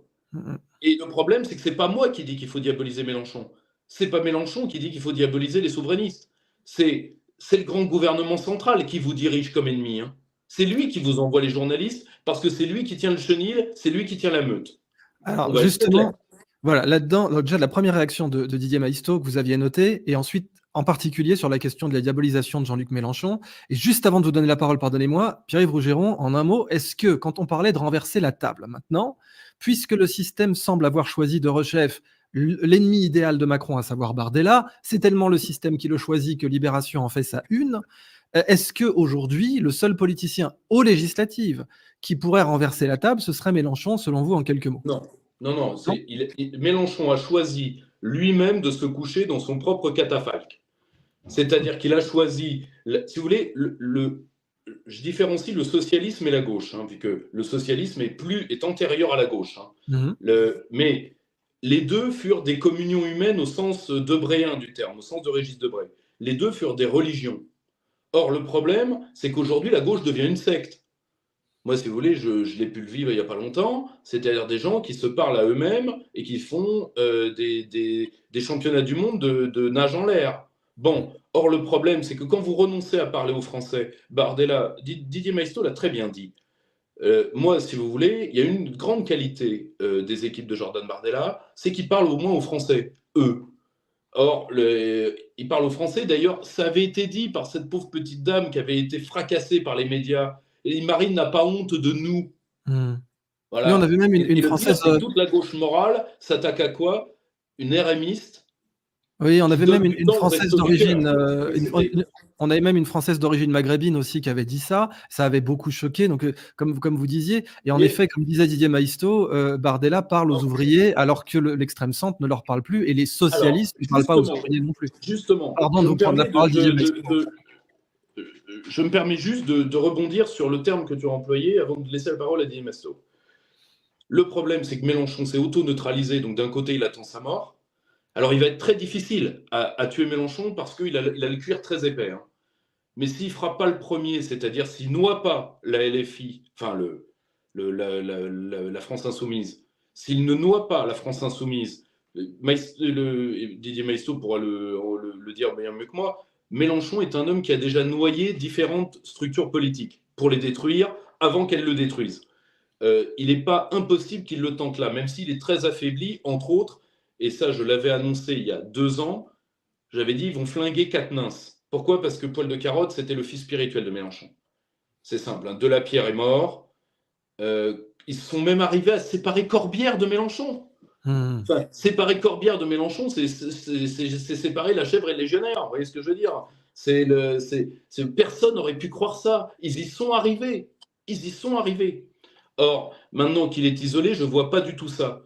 Je pense que là, maintenant qu'ils ont concassé la LFI, le but, ça va être de concasser le Rassemblement national en jouant sur Marine Bardella, le duel, d'utiliser le possible et à mon avis probable retour de Marion Maréchal dans l'entourage du Rassemblement national, ce qui est à mon avis un truc qui est déjà quasiment acté, et de jouer sur l'agenda judiciaire. Ils vont appuyer là où ça fait mal. L'attaque sera portée en septembre lors des premières audiences du procès du Rassemblement national. Ok, donc là, c'est cousu de fil blanc. Didier Maistre, pardon de vous avoir pris la parole aussi longtemps. Donc... Navré, hein, Didier. Non, pas de souci. Non, mais juste sur la fin, déjà, ce qui m'a beaucoup frappé hier, c'est que quand Marion Maréchal a fait son allocution après avoir compris que Reconquête aurait des élus, elle a lancé cet appel en incluant le Rassemblement national, mais aussi les Républicains avec M. Ciotti, et on a vu qu'Éric Zemmour n'était pas au courant. Il a fait une tête d'enterrement, il découvrait en direct. Il dit, mais qu'est-ce qu'elle raconte? Elle va repartir avec sa tante. L'union des droites, mais moi je suis pas. Alors, lui qui a tapé tout le temps sans le Rassemblement national. Bon, je referme la parenthèse. Ce qui est vraiment intéressant. Vous pensez, pardon, avant que j'oublie, vous pensez, comme certains le disent, que Marion Maréchal aurait pu être une sorte de taupe au sein de Non. Reconquête? Non, pas du Ok. tout, parce que le divorce était consommé, était profond. Bon, il faut un peu connaître les choses de l'intérieur, parler avec les uns et les autres. Il y avait vraiment, vraiment, pratiquement de la haine à un moment. Bon, maintenant, Très, très nettement. Bah, alors, le temps je a ferme cette parenthèse. Le temps a fait son œuvre. le temps a fait son œil. Il y avait les clans Le Pen avec un saut de génération, Marion avec son grand-père, une recherche du père de la part de Marine. Enfin, il y avait le personnel, l'affectif, le professionnel, Le rôle de politique. Yann, enfin tout ça. Voilà, il y avait plein de choses qui se sont mélangées. Donc non, c'était pas une taupe, Pas du tout. c'était réel. Bon. Ce qu'il faut voir, c'est que tout ce qu'on a dit, finalement, tous ces organes qui ont été créés, imaginés et promus par Emmanuel Macron, par exemple les conventions, le grand débat, le CNR, on ne plus parler, hein, la Startup Nation, tous ces trucs fabulissimes, horizon 2030, 2050. Et il fallait voir ce que la France allait devenir, hein, l'État le plus moderne dans la galaxie. Ça a duré le temps d'une rose. Ça n'existe plus. Et ce qu'il faut voir, c'est que tous ces trucs-là, ces comités Théodule sont en dehors, pour revenir au sujet, de la République elle-même, n'ont pas d'existence réelle. Quand vous inscrivez quelque chose dans le traité, et après je vais y revenir, ça a valeur un peu comme c'est les tables de la loi, c'est Moïse et le marbre. C'est pas oh ben Jésus, il a l'air sympa. C'est le marbre qui fait foi pour les siècles des siècles. Et là, c'est la même chose. Quand vous avez sur l'Ukraine, c'est un bon exemple, la rencontre de Saint-Denis, tous les partis politiques y vont, en dépit de ce qu'ils disent. Monsieur Macron fait son numéro, ça dure 9 heures. LFI dit oh, avec Bompard, oh, moi je peux y aller, il y va. Et puis après, vous avez Bayrou sur France Info le lendemain matin qui dit tout le monde était d'accord avec le président de la République sur l'Ukraine. Tout le monde était d'accord avec le président de la République sur l'Ukraine. Pas de débat, pas de vote. Donc on comprend que de LFI au Rassemblement national, tout le monde soutient Zelensky. C'est la même chose, et on l'a vu à l'occasion de la campagne présidentielle, et c'est là où je voudrais boucler, c'est que c'était la même chose pour pour l'Europe, pour la Commission européenne et pour les traités européens. Quand LFI disait on peut désobéir aux traités, ça ne veut rien dire. C'est inopérant. On ne peut pas désobéir aux traités. Les traités s'appliquent, ils sont au-dessus de tout. Et si on n'applique pas les traités, il y a des questions, il y a de la coercition, il y a des amendes, bien sûr, on ne va pas venir vous faire la guerre, mais vous avez plus à redouter de ne pas respecter un traité que faire le kéké en bombant le torse en disant moi je ne respecte pas, je fais bien ce que je veux. Non, dans un système où vous êtes contraint, vous ne faites pas ce que vous voulez, vous êtes lié par ces traités. Enfin, sur l'Ukraine, pour finir là-dessus, le fait de, quand Pierre-Yves dit il s'est construit et finalement il s'est figé dans son propre catafalque, oui, parce que d'une certaine manière, dans la première présidentielle, enfin celle d'avant, pas celle de 2022, celle de 2017, où il n'avait pas donné de consigne de vote, ça lui avait été reproché. Et là, alors même qu'il avait dit je vais consulter tout le monde, il avait dit le soir du premier tour de la présidentielle, pas une voix, il a répété pour l'extrême droite combien de fois, pas une voix pour l'extrême droite. Et regardez comme ça, théâtralisant comme il sait le faire, c'est clair. Prenons les gens qui devaient s'exprimer pour des cons, finalement, parce qu'on ne peut pas dire à la fois oh, je laisse les gens de la France insoumise s'exprimer en leur âme et conscience et leur donner des consignes de vote. Donc il a essayé ensuite de montrer patte blanche au système. Pour finir là-dessus, moi je l'ai vu évoluer sur l'Ukraine. Quand je lui ai dit, j'étais avec lui dans une manifestation juste avant le premier tour en région parisienne. Je lui ai dit, mais tu penses quoi? Parce que je te vois un peu évoluer sur la Russie. Il me dit, non, mais tu sais maintenant, et c'est là où j'ai compris les choses, il m'a dit, tu sais, on ne pourra plus jamais dire qu'il y a eu 26 millions de Soviétiques qui sont morts pour nous sauver. J'ai dit, mais on pourra toujours le dire. C'est l'histoire. Le débarquement le démontre d'ailleurs. Pourquoi tu ne peux plus le dire? Et à Toulouse, moi j'étais au meeting, il a changé, la place du Capitole était pleine, où il a fait applaudir Zelensky, l'Ukraine, etc., avec un discours d'ailleurs qui était assez magnifique sur l'eau et tout, puis il a inclus ce truc-là, et là j'ai dit, ça y est, là il montre patte blanche au système, et après c'était toutes les conneries, nous on accueille les opposants à Poutine, et patati et patata, enfin, une réécriture en temps réel de l'histoire. Pourquoi? Pour essayer d'être adoubé, c'est-à-dire adoubé, ça veut dire être fréquentable par les journalistes, même si on les critique, même si on les vilipende, etc., pour ne pas apparaître comme un rigolo, c'est-à-dire comme un anti-européen, comme un pro-Poutine. Aujourd'hui, ils sont tous pro-Zelensky, mais c'est risible. Alors qu'en vérité, quand vous parlez, et quand on connaît bien les partis politiques et l'histoire des partis politiques et leurs différents dirigeants, Zelensky, il faut voir ce qu'ils en disaient il y a encore peu. Tout ça, c'est de l'hypocrisie, c'est de la poudre aux yeux. Mais il faut montrer au système, il faut donner quelques gages. Et en général, des gages, bon, l'Ukraine, c'est loin. Il faut voir vrai qu'il y qu'on a a l'impression 500 à 700 justement 000 morts en que. Ukraine. Ben oui, parce qu'on parlait du terrorisme intellectuel, donc notamment Anne-Laure Bonnel en avait été la victime. On peut aussi penser à Régis Le Sommier, qui certes est plus rugueux, comme dit parfois Pierre-Yves, mais on voit un terrorisme intellectuel extrêmement brutal qui s'abat sur toute personne qui oserait ne serait-ce que parler de paix, puisque je rappelle que quand il avait été évoqué que Boris Johnson eût pu faire capoter des premiers accords et donc sauver littéralement des centaines de milliers de vies, rien que du côté ukrainien, c'était présenté comme complotiste, alors que c'était vrai, pareil pour le Nord Stream, etc. Alors, on a un peu l'impression que le PS de Glucksmann va devenir justement l'aiguillon du terrorisme intellectuel qui va piquer l'ancienne NUPES, d'abord l'empêcher de se former, on va commencer par là, c'est-à-dire si jamais elle avait par miracle la capacité de se former en 3 semaines, ce qui est impossible, on le sait, mais si jamais la NUPES se reformait, vous parliez du Terminator du T-1000 la dernière fois, eh bien, si la NUPES se reformait, on pourrait toujours avoir un Glucksmann qui prendrait son petit aimant, puis qui dirait à certains de ses membres, attention, je vous ai vu soutenir, être russophile, je vous ai vu faire au-delà de la gauche, Idriss, ce serait une catastrophe que la NUPES se reforme. Pourquoi? Parce que je pense que au moins de cette mésaventure ou aventure de la dissolution, on peut espérer, à droite comme à gauche comme au centre, une espèce de clarification du discours. Moi, je suis désolé, je ne sais pas aujourd'hui ce que c'est qu'être de gauche. Est-ce que de gauche, c'est être pour écologiste avec Sandrine Rousseau? Est-ce que c'est être d'une certaine manière avec Adrien Quatennens? Est-ce que c'est être mélanchoniste? Est-ce que c'est être pro-ukrainien pour livrer des armes à l'Ukraine avec M. Glucksmann? Ou c'est ne rien savoir comme M. Faure, être un coup dedans, un coup dehors? Moi, je ne sais pas ce que pense la gauche aujourd'hui. Je ne sais pas ce que ça veut dire être de gauche. Je sais pour l'histoire des idées ce que ça signifie être de gauche. J'ai lu Victor Hugo, que j'adore, qui est un de mes écrivains préférés. Je sais vraiment quels sont les principes de la gauche.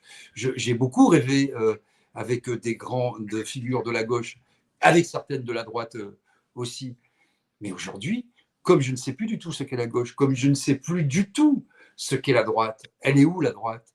Est-ce que c'est M. Ciotti et M. Wauquiez? La réponse est non, évidemment. La droite, aujourd'hui, qui essaie de se recomposer, c'est d'une certaine manière le RPR des années 90, sauf que... Qui est passé au RN, selon certains. Oui, mais non, mais sauf que où ça ne fonctionne pas, c'est que le RPR des années 90, il était... On dit séguiniste, pasquoyen. Oui, il avait Séguin, ouais, tout à fait. Il n'était pas européiste. Et donc là, d'une certaine manière, c'est un RPR. Séguin pardonnez-moi, mais Séguin qui utilisait déjà le terme terrorisme intellectuel. Hein. Il faut bien le signer dans son fameux discours, il avait dit du terrorisme intellectuel. Voilà, il avait dit ça, et puis et qu'on serait simplement les détaillants de l'Europe. Et donc là, on est en plein dedans. Il avait été visionnaire, hein, c'est pas de ce point de vue en tout cas, il y a plusieurs points de vue. Et donc aujourd'hui, quand je parle de Canada Dry, c'est vrai, on l'a démontré, je pense, pour la France, mais c'est vrai aussi pour l'Europe. En fait, ça ne vient juste justifier pour les uns et les autres que le point d'achoppement, selon leur propre tropisme, qui est celui de l'immigration et du rapport à l'identité. Donc, si vous êtes comme là encore, il faudrait affiner, parce que si vous êtes comme Zemmour et que vous parlez de la civilisation judéo-chrétienne, en gros, vous êtes contre les Arabes et les musulmans. pour faire court. C'est ce que tout le monde entend hein, dans le discours de Zemmour. Eh bien, vous avez intérêt à dire vive le RPR, Pasqua, etc., parce qu'au moins, on va mettre les Arabes dehors. C'est ça qui est entendu. Et on va défendre les Juifs. Et à l'inverse, où est le jeu de dupes, c'est que vous avez des gens plutôt de gauche qui ont, semble-t-il, disparu du paysage, qui étaient pourtant souverainistes. Je pense que 70% à l'époque du traité de Lisbonne, hein, contre la Constitution européenne plutôt, ces gens qui avaient voté non, ils étaient à 70%, enfin à gauche, ils avaient voté à 65-70% pour le non. Ils n'ont pas disparu dans la nature, ces gens. Ils sont bien quelque part. Et donc, finalement, le macronisme, qu'est-ce que c'est? Et c'est là où Pierre-Yves a une bonne analyse aussi, c'est que le macronisme doit faire en sorte que ce point d'achoppement, cette impossibilité que le peuple refasse nation soit matérialisé par une thématique absolue, et cette thématique, c'est l'immigration. Tant que les Gilets jaunes avaient finalement transcendé cela, parce que c'était le seul point qui portait, qui était un peu problématique. Les gens, au bout d'un moment, ils disaient bon, on ne va pas s'engueuler sur l'immigration. Sinon, c'est compatible à 95%. Hein. Les gens de la LFI, les gens du RN, c'est les mêmes personnes. Hein. Il faut bien voir ça. Hein. Après, ce sont des histoires personnelles, familiales et des sensibilités qui en sont issues. Et donc, on a intérêt à dramatiser avec des militants. Vous avez utilisé le mot de secte que je reprends effectivement parce que c'est le bon mot. Vous avez un gourou et il suffit aujourd'hui dans cette gauche morale, et c'est ce que je lui reproche beaucoup, de dire facho, extrémiste, nazi, droitard. Comme on disait bourgeois dans l'Union soviétique.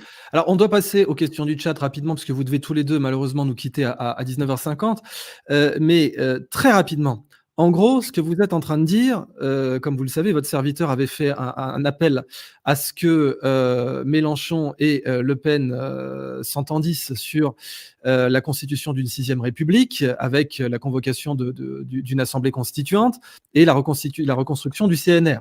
Évidemment, certains terroristes intellectuels ont fait écrire à mon égard que j'avais donc appelé à voter Marine, ce qui était évidemment complètement faux. Mais comme c'était faux, ça a été écrit sur Wikipédia, vous connaissez le système. Mais le vrai sujet, donc, c'est est-ce que finalement, Mélenchon aurait dû faire ça? Vous avez dit, il n'a pas fait un appel, etc. Est-ce que Mélenchon aurait dû dire, on ne peut renverser la table qu'en renversant les règles? La Ve République a été abusée. La Ve République ne peut être jouée que par un gentleman. Vous savez ce qu'on dit, hein. Le rugby, c'est un sport de gangsters joué par des gentlemen. Le football, c'est un sport de gentlemen joué par des gangsters. Eh ben, finalement, la Ve République, c'est pareil. Il faut un gentleman pour la jouer. Il n'y en a plus. Le dernier gentleman est mort. Et donc, maintenant, il est temps de changer cette règle. Et on doit s'entendre avec le RN pour pouvoir convoquer la 6e République. En gros, est-ce que c'était ça, selon vous, avant qu'on passe aux questions du chat, le grand moment de Mélenchon qu'il aurait raté? Infaisable. Infaisable. Moi, je pense qu'effectivement, c'est infaisable parce que infaisable. Ouais, non, mais les choses aujourd'hui sont trop cristallisées dans la haine. Et on l'a vu, je ne veux pas être trop long parce qu'il y a les questions. Ça s'est matérialisé, ça comment? Par la non-adhésion aux motions de censure. Oui, tout à Chacun fait. a voté la sienne de son côté. Donc l'histoire était finie. Par terrorisme intellectuel, là aussi. Mais oui, parce que personne ne pouvait imaginer derrière une plateforme de gouvernement qui alla du RN à LFI. Enfin, ça n'a aucun sens, tout ça. Oui, tout à fait, ouais. Donc, il fallait voter les motions de censure. Dans certains pays, ça existe. Voilà, il y a des pays, pays, l'Italie, Cinque Stelle, par exemple. Voilà, exactement. Avec Salvini, la Ligue et compagnie. On a eu ces alliances-là. Mais en France, c'est impossible. Mais au moins, on pouvait, les oppositions, notamment pendant la réforme des retraites, je rappelle qu'il y avait 72% des Français qui étaient contre et 91% des actifs au moment des votes, encore selon tous les sondages. C'était très facile de renverser la table, de voter une motion de censure commune. Chacun votait la sienne dans son coin. Les républicains ont servi de piédestal, enfin finalement d'issue de secours à la Macronie, en sauvant le soldat Macron. Et à partir de là, c'était fini. Qui pouvait imaginer derrière? Et c'est là où ça a été dévoyé l'esprit de la Ve République. Une motion de censure, c'est pas comme l'ont dit tous les macronistes, une absence derrière de majorité, etc. On s'en fout de la majorité. C'est d'abord de mettre en difficulté un gouvernement, de ne pas lui voter la confiance et de le renverser. Ensuite, chacun fait campagne et peut-être qu'il y aurait d'autres coalitions. Mais on ne peut pas imaginer. Donc oui, ça a été raté et maintenant je pense que c'est trop tard. Très bien. Pierre-Yves Rougeron, quelques mots? Premièrement, les motions de censure, il faut le rappeler, nous sommes dans un régime parlementaire. Il est tout à fait normal que le Parlement les utilise. Le problème, c'est que, a priori, le contrôle parlementaire n'a pas l'air de passionner les gens qui siègent au Parlement, c'est dommage. Hein. Le problème, c'est que ils sont payés pour ça, mais bon, ça, malheureusement, ça n'a pas l'air de les faire se lever de chaise.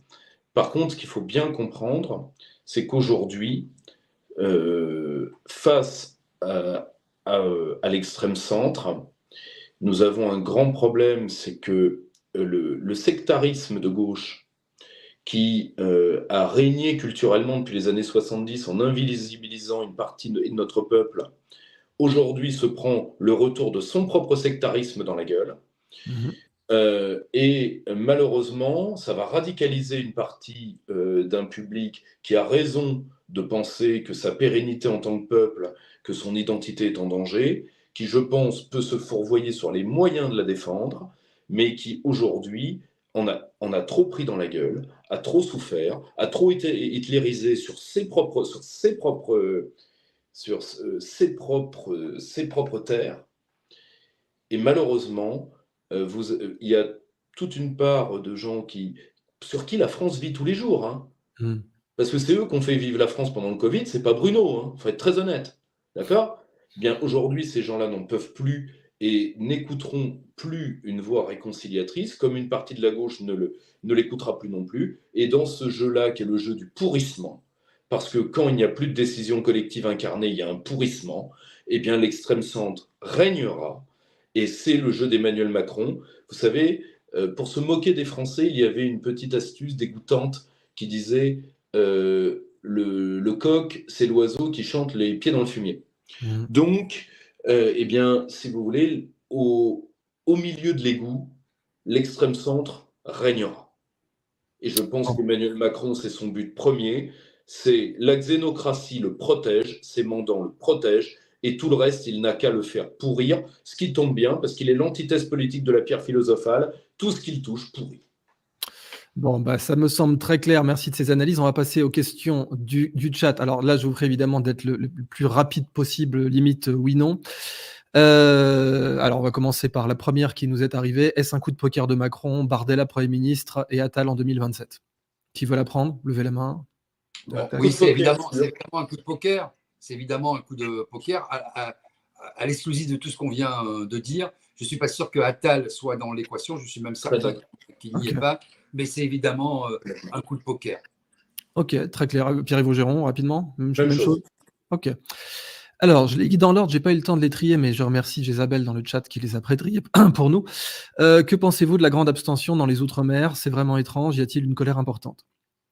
Alors, il y a, utilisé par certaines puissances adverses, il y a une démobilisation de nos compatriotes d'outre-mer, et parce que de toute façon, leur abandon est aujourd'hui totalement acté. Il suffit de voir ce qui a été fait en Nouvelle-Calédonie, il suffit de voir au même moment ce qui se passe en Guyane et ce qui se passe à Mayotte. Or, si vous voulez, je le dis très clairement, moi, c'est une question qui me fait saigner le cœur pour une raison qu'il faut bien comprendre, c'est que nos compatriotes d'outre-mer, mais ça comme personne ne leur dit, ils doutent de leur francité, c'est tout à fait normal, personne ne leur dit qu'ils ne sont pas l'arrière-garde budgétaire que la France traîne comme un boulet, ils sont l'avant-garde de la France dans les espaces de vie futurs, l'océan Indien et l'océan Pacifique, qui vont attirer l'énergie, vont attirer la vie et la puissance au XXIe siècle. Qu'on soit d'accord, qu'on ne soit pas d'accord, c'est déjà acté. Okay. Donc, mais très, très rapidement, parce qu'il faut qu'on prenne les autres questions. Si vous voulez, on les dégoûte. C'est une colère ou pas ? Voilà, c'est un dégoût. Oui. Okay. C'est une colère et c'est une lassitude. Okay. Juste quelque chose très rapidement. Allez-y. Petite anecdote. Ce n'est pas les Français d'outre-mer, mais ce sont les Français de l'étranger expatriés à Dubaï. Savez-vous quelle est la première liste qu'il y a à Dubaï ? Eh ben, c'est la liste de la France insoumise. Sans déconner. Alors J'ai vu là ça vous ce matin, m'avez j'ai dit tiens, ça c'est étrange. la liste de la France insoumise est première à Dubaï. Alors, Oui, c'est possible aussi que ce soit parce que, Pour en des effet, la raisons France insoumise. confessionnelles. Oui, voilà, bon, mais il y a, à mon avis, c'est plus les positions sur Gaza qui ont créé Mais ce succès. évidemment. Je absolument. pense, hein, parce que si c'était pour la taxe à 75%, ça se saurait. Les mecs sont pas à Dubaï Non, mais pour la taxe à ça 75%. m'a amusé, quoi, Mais disons. j'avoue que c'est assez marrant. En effet, ça prouve que, vous voyez, en matière de vote, il y a toujours une part des choses, c'est-à-dire le cœur même de la France insoumise. Les gens qui vont à Dubaï, en général, sont pas tellement d'accord avec. Mais bon, il y a apparemment d'autres aspects qui ont pu susciter ce vote. Alors, une question qui me semble très intéressante. Qui ferait croire que Macron n'a pas de stratégie? Il a McKinsey, il a Colère, il a Washington. Alors, est-ce que vous ne pensez pas que finalement, ce type est extraordinairement bien conseillé et qu'en fait, ce qu'il fait en matière de dissolution est impeccablement chorégraphié?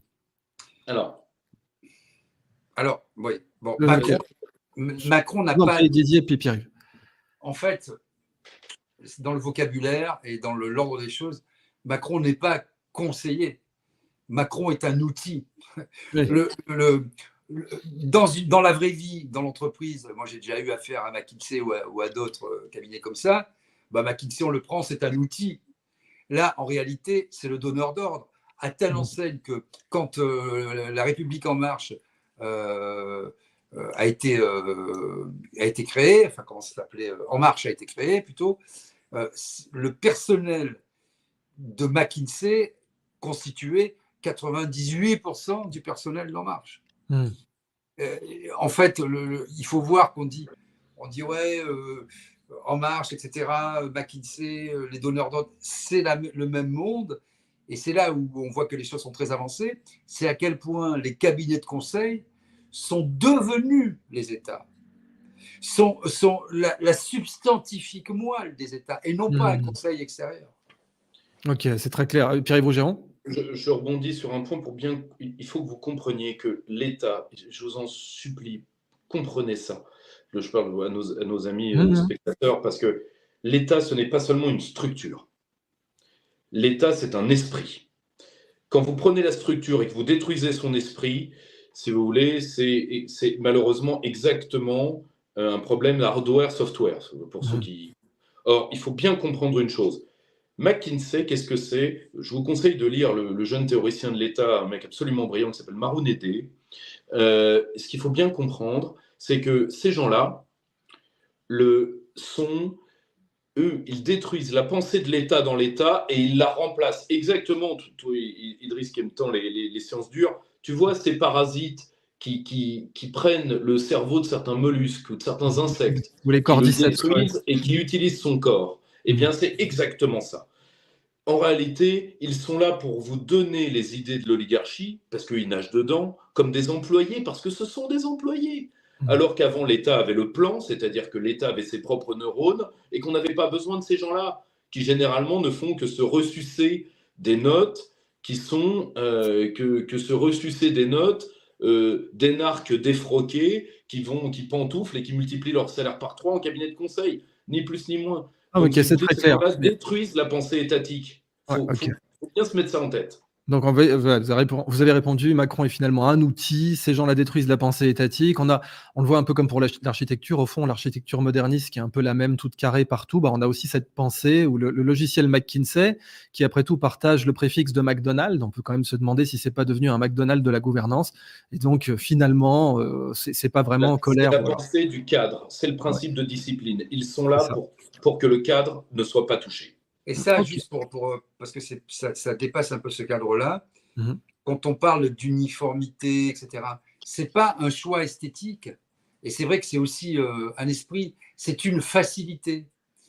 Quand rien ne dépasse, c'est beaucoup plus facile. Quand il n'y a pas d'aspérité, évidemment. Et c'est pourquoi on a tous ces QR codes. Et pourquoi la Chine nous a inspirés d'une certaine manière?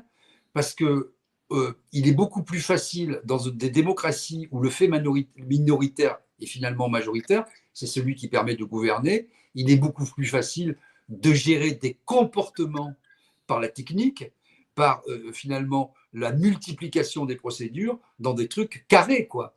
Et d'une certaine manière, on parlait de Thiers tout à l'heure, Thiers a gagné parce qu'il y avait des avenues énorme droite et qui pouvait tirer au canon. Si vous commencez à faire des petites ruelles, c'est sympathique. Thiers qui a détruit la commune. compliqué. Voilà, on rappelle pour notre audience, Thiers qui a massacré la commune. Ok, question suivante. Qu'est-ce qui s'est passé entre Bardella et Marion Maréchal, alliance trahison? Vous en avez déjà parlé, donc c'était pas entre Bardella et Marion Maréchal, c'est bien entre Marion Maréchal et Marine, on est d'accord? C'est entre Marion Maréchal et Marine, avant tout. C'est une histoire familiale un peu compliquée. Ok, on termine cette question pour pouvoir aller vite. Macron peut-il déclencher une guerre avec l'Ukraine pendant la période de dissolution de l'Assemblée nationale? Je souligne cette question parce que sur les internets anglophones, ça parle de plus en plus de guerre nucléaire. Je veux pas foutre le cafard à tout le monde, mais je vois de plus en plus de vidéos sur comment se préparer à une guerre nucléaire, sur des scénarios, sur des... voilà, tout ça, quoi. J'ai vu même un type qui a dit « Non, mais vous inquiétez pas, les armes russes ne peuvent détruire que 1% du territoire français. » Enfin, bon, les gens étaient là, bon, on est rassurés. Pardon? Tu vois, on va se calmer. Tu vois, okay. Parce que Pierre-Yves Augeron, allons-y. Voilà. Non, mais vraiment, on va se calmer. Tu vois, si tu veux, les professeurs cosinus de la défense qui en sont à vous dire si vous en prenez un sur le coin de la gueule, ça fait pas si mal que ça. On va se calmer. Tu vois, si tu veux, je suis terrorisé par la légèreté, par la débilité avec laquelle on parle de ce sujet. Il y a certainement 1 million de pauvres types qui sont déjà morts à la serrure de ce conflit qui n'aurait jamais dû avoir lieu. En termes de gâchis humain, je n'ai pas d'autre exemple depuis le Rwanda et les Balkans. Tu vois, la Syrie, c'est 300 000 morts, hein, déjà. Donc à un moment, les guerres impériales sont aujourd'hui, en plus d'être fondamentalement injustes, d'être contre-productives, aujourd'hui, elles font un mort de plus à chaque fois qu'est l'intelligence politique. Donc, Macron, le problème, c'est là encore de se mettre dans l'esprit d'un désaxé, de quelqu'un de profondément désaxé. Vu que Macron a contourné le Parlement sur toutes les questions militaires, d'accord ? Au mépris de l'esprit de notre Constitution, il n'a pas le droit de le faire.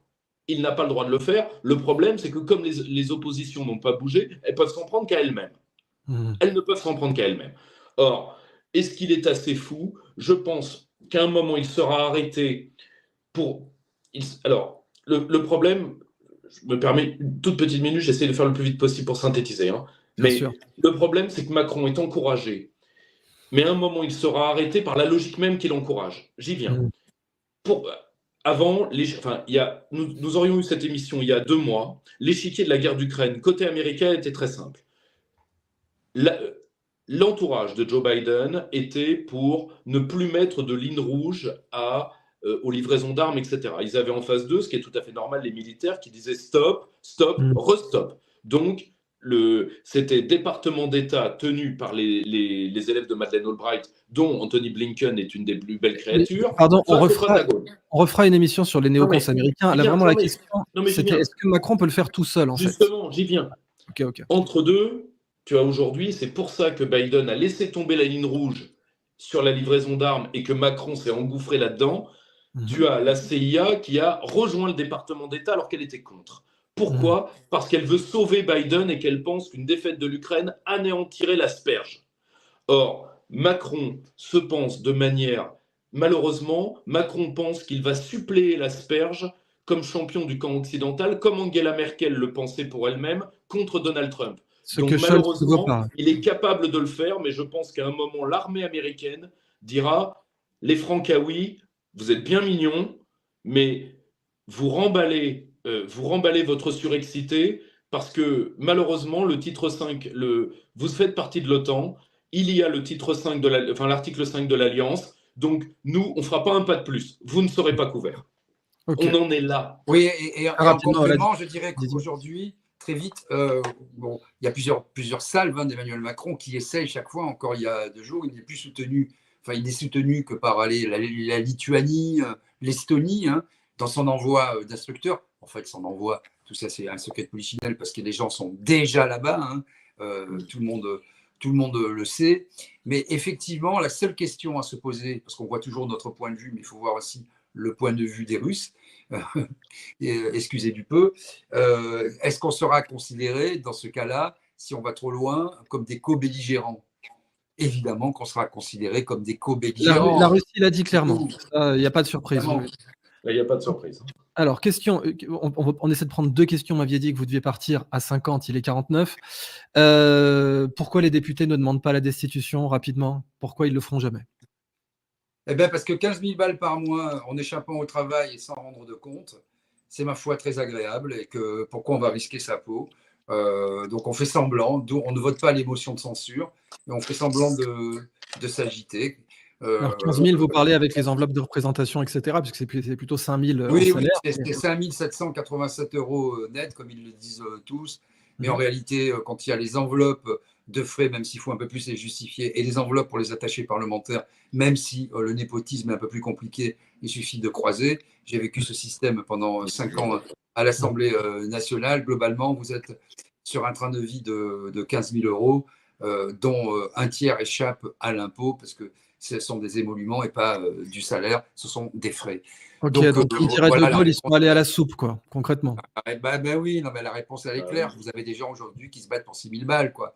Mhm. Et c'est tout. C'est tout. Malheureusement, c'est Ok. ça. De plus, comme depuis la fin des années 90, il y a eu les finances, enfin le début des années 90 plutôt, les 2 lois sur le financement des partis politiques. Finalement, ce sont tous les Français qui financent la vie politique. Donc, pourquoi voulez-vous que ça s'arrête? Donc, tout a été figé comme ça. Et comme, Merci Michel Rocard. Oui, voilà, bon. merci Michel Rocard, comme si en fonction de ce que vous êtes déjà, c'est déjà sédimenté, ça permet de ne pas, sauf si vous êtes adoubé par le système comme En Marche, ça permet de ne pas créer d'autres partis politiques qui pourraient renverser la table. Ça permet de tout contrôler. Quand vous avez la haute finance derrière vous, la haute fonction publique avec Monsieur Jouillet et toute la presse qui vous fait toutes les semaines, et France Info qui dit ah, il va parler, il va parler, il va parler. Le ministre de l'économie va parler, il va être candidat, etc. Ben, à la fin, vous êtes élu. Il était bon, il était beau, le sang fait bon, le sable chaud. Mhm. Vous avez tout le système qui vous dit ça toute la journée, les médias mainstream étant encore ce qu'ils sont, c'est-à-dire quand même dominants dans la fabrication d'un consentement, ou en tout cas d'une pensée. Évidemment, c'est un peu plus compliqué pour les autres. Ok, dernière question. Alors déjà, est-ce que ce serait Bardella ou Marine? En 3 ans, que peut faire le RN vu l'état de la France? Ça va donc être pour vous, Didier Maistre. Que peut faire le RN en 3 ans, vu l'état de la France? Alexis Poulain parlait notamment des fameux 1 000 milliards de dettes supplémentaires qui avaient été donc issus du quoi qu'il en coûte. Et donc, est-ce que ce sera Bardella ou Marine si on a, si on a le... Voilà. Bon, de toute façon, cette question, elle est vite répondue, comme disait quelqu'un sur les réseaux sociaux. Elle a été, Marine Le Pen a dit que dans le duo qu'il constituait, elle se voyait bien à la présidence de la République et Bardella à Matignon. Donc après, c'est le président de la République qui décide, mais enfin, les choses se font un petit peu en amont. Donc, ça serait plutôt ce scénario-là. Deuxièmement, qu'est-ce qu'il pourrait faire en 3 ans? De la com. Qu'est-ce que vous voulez qu'il Oui, de la fasse? com, ok. Ils feront rien, ils vont pas inverser les flux migratoires, ils vont pas influer sur la guerre, parce que de toute façon le chef des armées, ça restera le président de la République. Ils vont pas, ils vont rien faire. Donc, et j'allais dire dans le carcan de l'Union européenne, c'est difficile parce qu'aujourd'hui vous avez 90% de toutes les décisions, voilà, qui sont impactées, qui sont dictées par la Commission européenne. Et donc ça, tant que vous êtes dans ce carcan-là, vous pouvez faire... En fait, il n'y a aucune différence aujourd'hui entre les différents, je le mets entre guillemets, députés. Vous avez une différence de sémantique, d'appréciation, de comportement, hein, de vocabulaire, mais en réalité, ils sont tous européistes, tous pour la guerre en Ukraine, etc., etc. Quand vous regardez, en réalité, pour la retraite, finalement, en apparence, il y avait beaucoup qui étaient contre, mais il faudrait faire encore une émission là-dessus. Mais en réalité, les uns et les autres ne se sont pas battus, alors qu'il y avait des motions de censure qui pouvaient tout renverser pour faire échec à ces projets mortifères, y compris sur le quoi qu'il en coûte, y compris sur les gilets jaunes, y compris sur le Covid. Ils étaient tous pour les masques, ils étaient tous pour les confinements. Alors après, a posteriori, ils disent oh, c'était pas bien. Qu'est-ce que même LFI, qu'est-ce qu'ils ont fait à part demander des respirateurs et des aérateurs, ce qui était grotesque quand les gens étaient cloîtrés chez eux et que le virus était censé être intelligent, ne pas enjamber portes et fenêtres. Enfin, c'était se moquer du monde, avec les essentiels et non essentiels, des rayons entiers qui étaient fermés, des marchés à ciel ouvert qu'on a fermés parce qu'on pouvait contracter le Covid, alors que tous les hypermarchés étaient ouverts et qu'il suffisait de suivre la ligne rouge parce que le virus, il comprenait que dans un sens il y avait deux sens de circulation et que si on ne remontait pas la Chine, il n'allait pas vous contaminer. On était dans ces conneries-là quand même. Ouais, et donc, ce n'est pas le RN qui va intervenir là-dessus. Ils ne vont rien faire. Le RN, ils n'ont rien fait pendant le Covid. Ouais. Ils se sont tus comme les autres. Alors, du coup, Pierre-Yves Rougeron, à cette question finale, à savoir que peut faire le RN en 3 ans, puis subsidiairement, on peut même demander est-ce que Macron ne va pas leur coller l'échec des Jeux Olympiques sur le dos? Ça avait été évoqué. Alors, vous m'entendez? Oui, très bien. Très bien, ok. Donc, qu'est-ce qu'ils peuvent faire? Malheureusement, pas grand-chose. Et je ne mets pas en cause la bonne volonté d'une partie de leurs équipes. Le problème n'est pas là. Le problème, c'est qu'ils vont être normés par le Sénat, ils vont être normés par le Conseil constitue.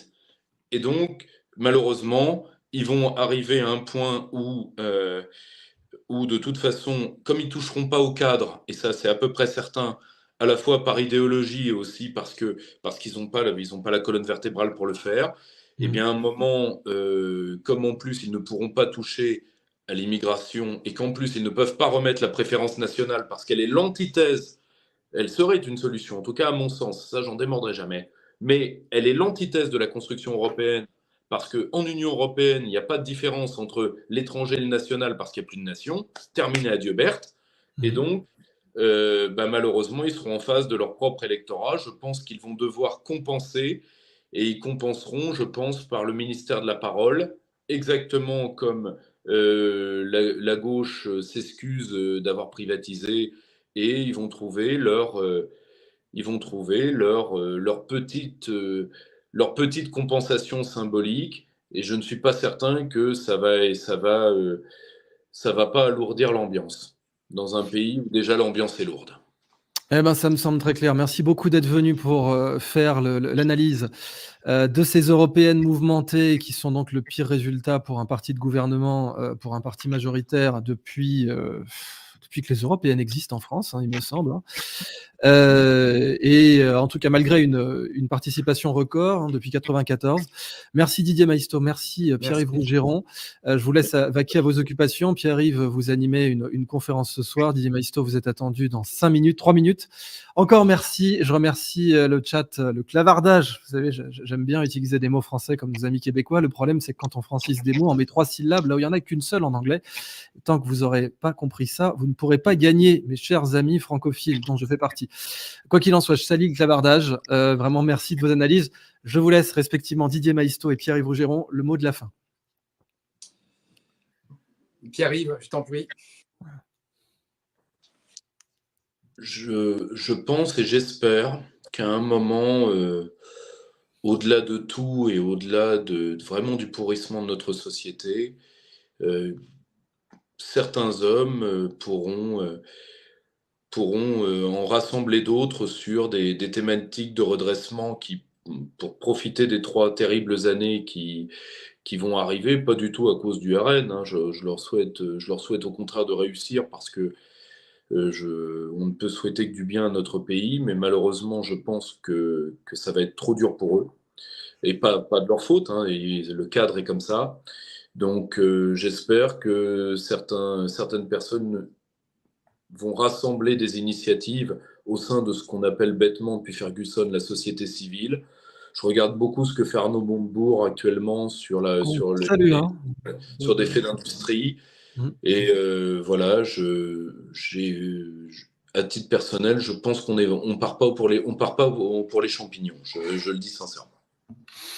Très bien, je vous souhaite une excellente. Oui, je vous en prie. Oui, alors oui, juste pour conclure aussi rapidement, je pense qu'en France, tout le monde sait ce qu'il faut faire, mais personne ne le fait. Et pourquoi personne ne le fait? Pourquoi les hommes de bonne volonté n'arrivent pas à se rejoindre? De mon point de vue, essentiellement parce que la politique est devenue un métier, généralement le métier de ceux qui n'en ont pas. Et donc, dès lors que vous touchez des salaires et que vous devez vous succéder, si vous n'avez pas de métier, vous faites en sorte d'avoir des promesses à courte vue, que les gens puissent voir ce que vous faites. Donc c'est pour ça, depuis qu'on a en plus inversé le calendrier, raccourci le temps de la démocratie, mis les législatives après la présidentielle, eh bien, on est toujours entre deux élections, il faut aller vite. En plus, il y a les réseaux sociaux. Et donc, on n'a plus le temps de la réflexion et de l'action. Diriger un pays, c'est compliqué. Moi, j'étais un fervent défenseur du septennat. Si ça n'allait pas, on en prenait pour 7 ans, mais en 7 ans, on peut quand même faire des choses. Et là, le problème, c'est que vous allez passer, c'est la branche sur laquelle vous êtes assis. Si vous n'avez pas de formation, pas de métier, que vous sortez de l'école, il faut voir qu'une carrière politique en France, c'est 50 ans. Vous pouvez prendre, je ne sais pas moi, Jean-Marie Le Pen ou Mélenchon, 50 ans de carrière politique, 100 ans à eux deux. Mais M. Ciotti fera la même chose, Jean-François Copé, qu'on revoit sur les plateaux télé, la même chose. Ce sont des gens qui ont fait en général des bonnes études, hein, souvent l'ENA, etc., qui n'ont jamais eu de métier, dont la carrière continue à évoluer malgré tout, hein, qui sont en disponibilité, et qui font des carrières politiques et qui vous vendent à peu près n'importe quoi. Donc déjà, si le personnel politique, c'est un sacerdoce, n'était pas payé, et si chacun, après avoir travaillé 5 ou 10 ans en exerçant un métier, pouvait donner un peu de son temps sur des domaines qu'il connaît, eh ben, la démocratie s'en porterait beaucoup, beaucoup mieux. Et en fait, on serait beaucoup plus intéressé par l'intérêt général et moins par sa carrière. Et ça a l'air de rien, mais je pense que c'est un des points clés. Eh bien, gentilshommes, merci infiniment de vos brillantes analyses et à une très prochaine sur notre chaîne.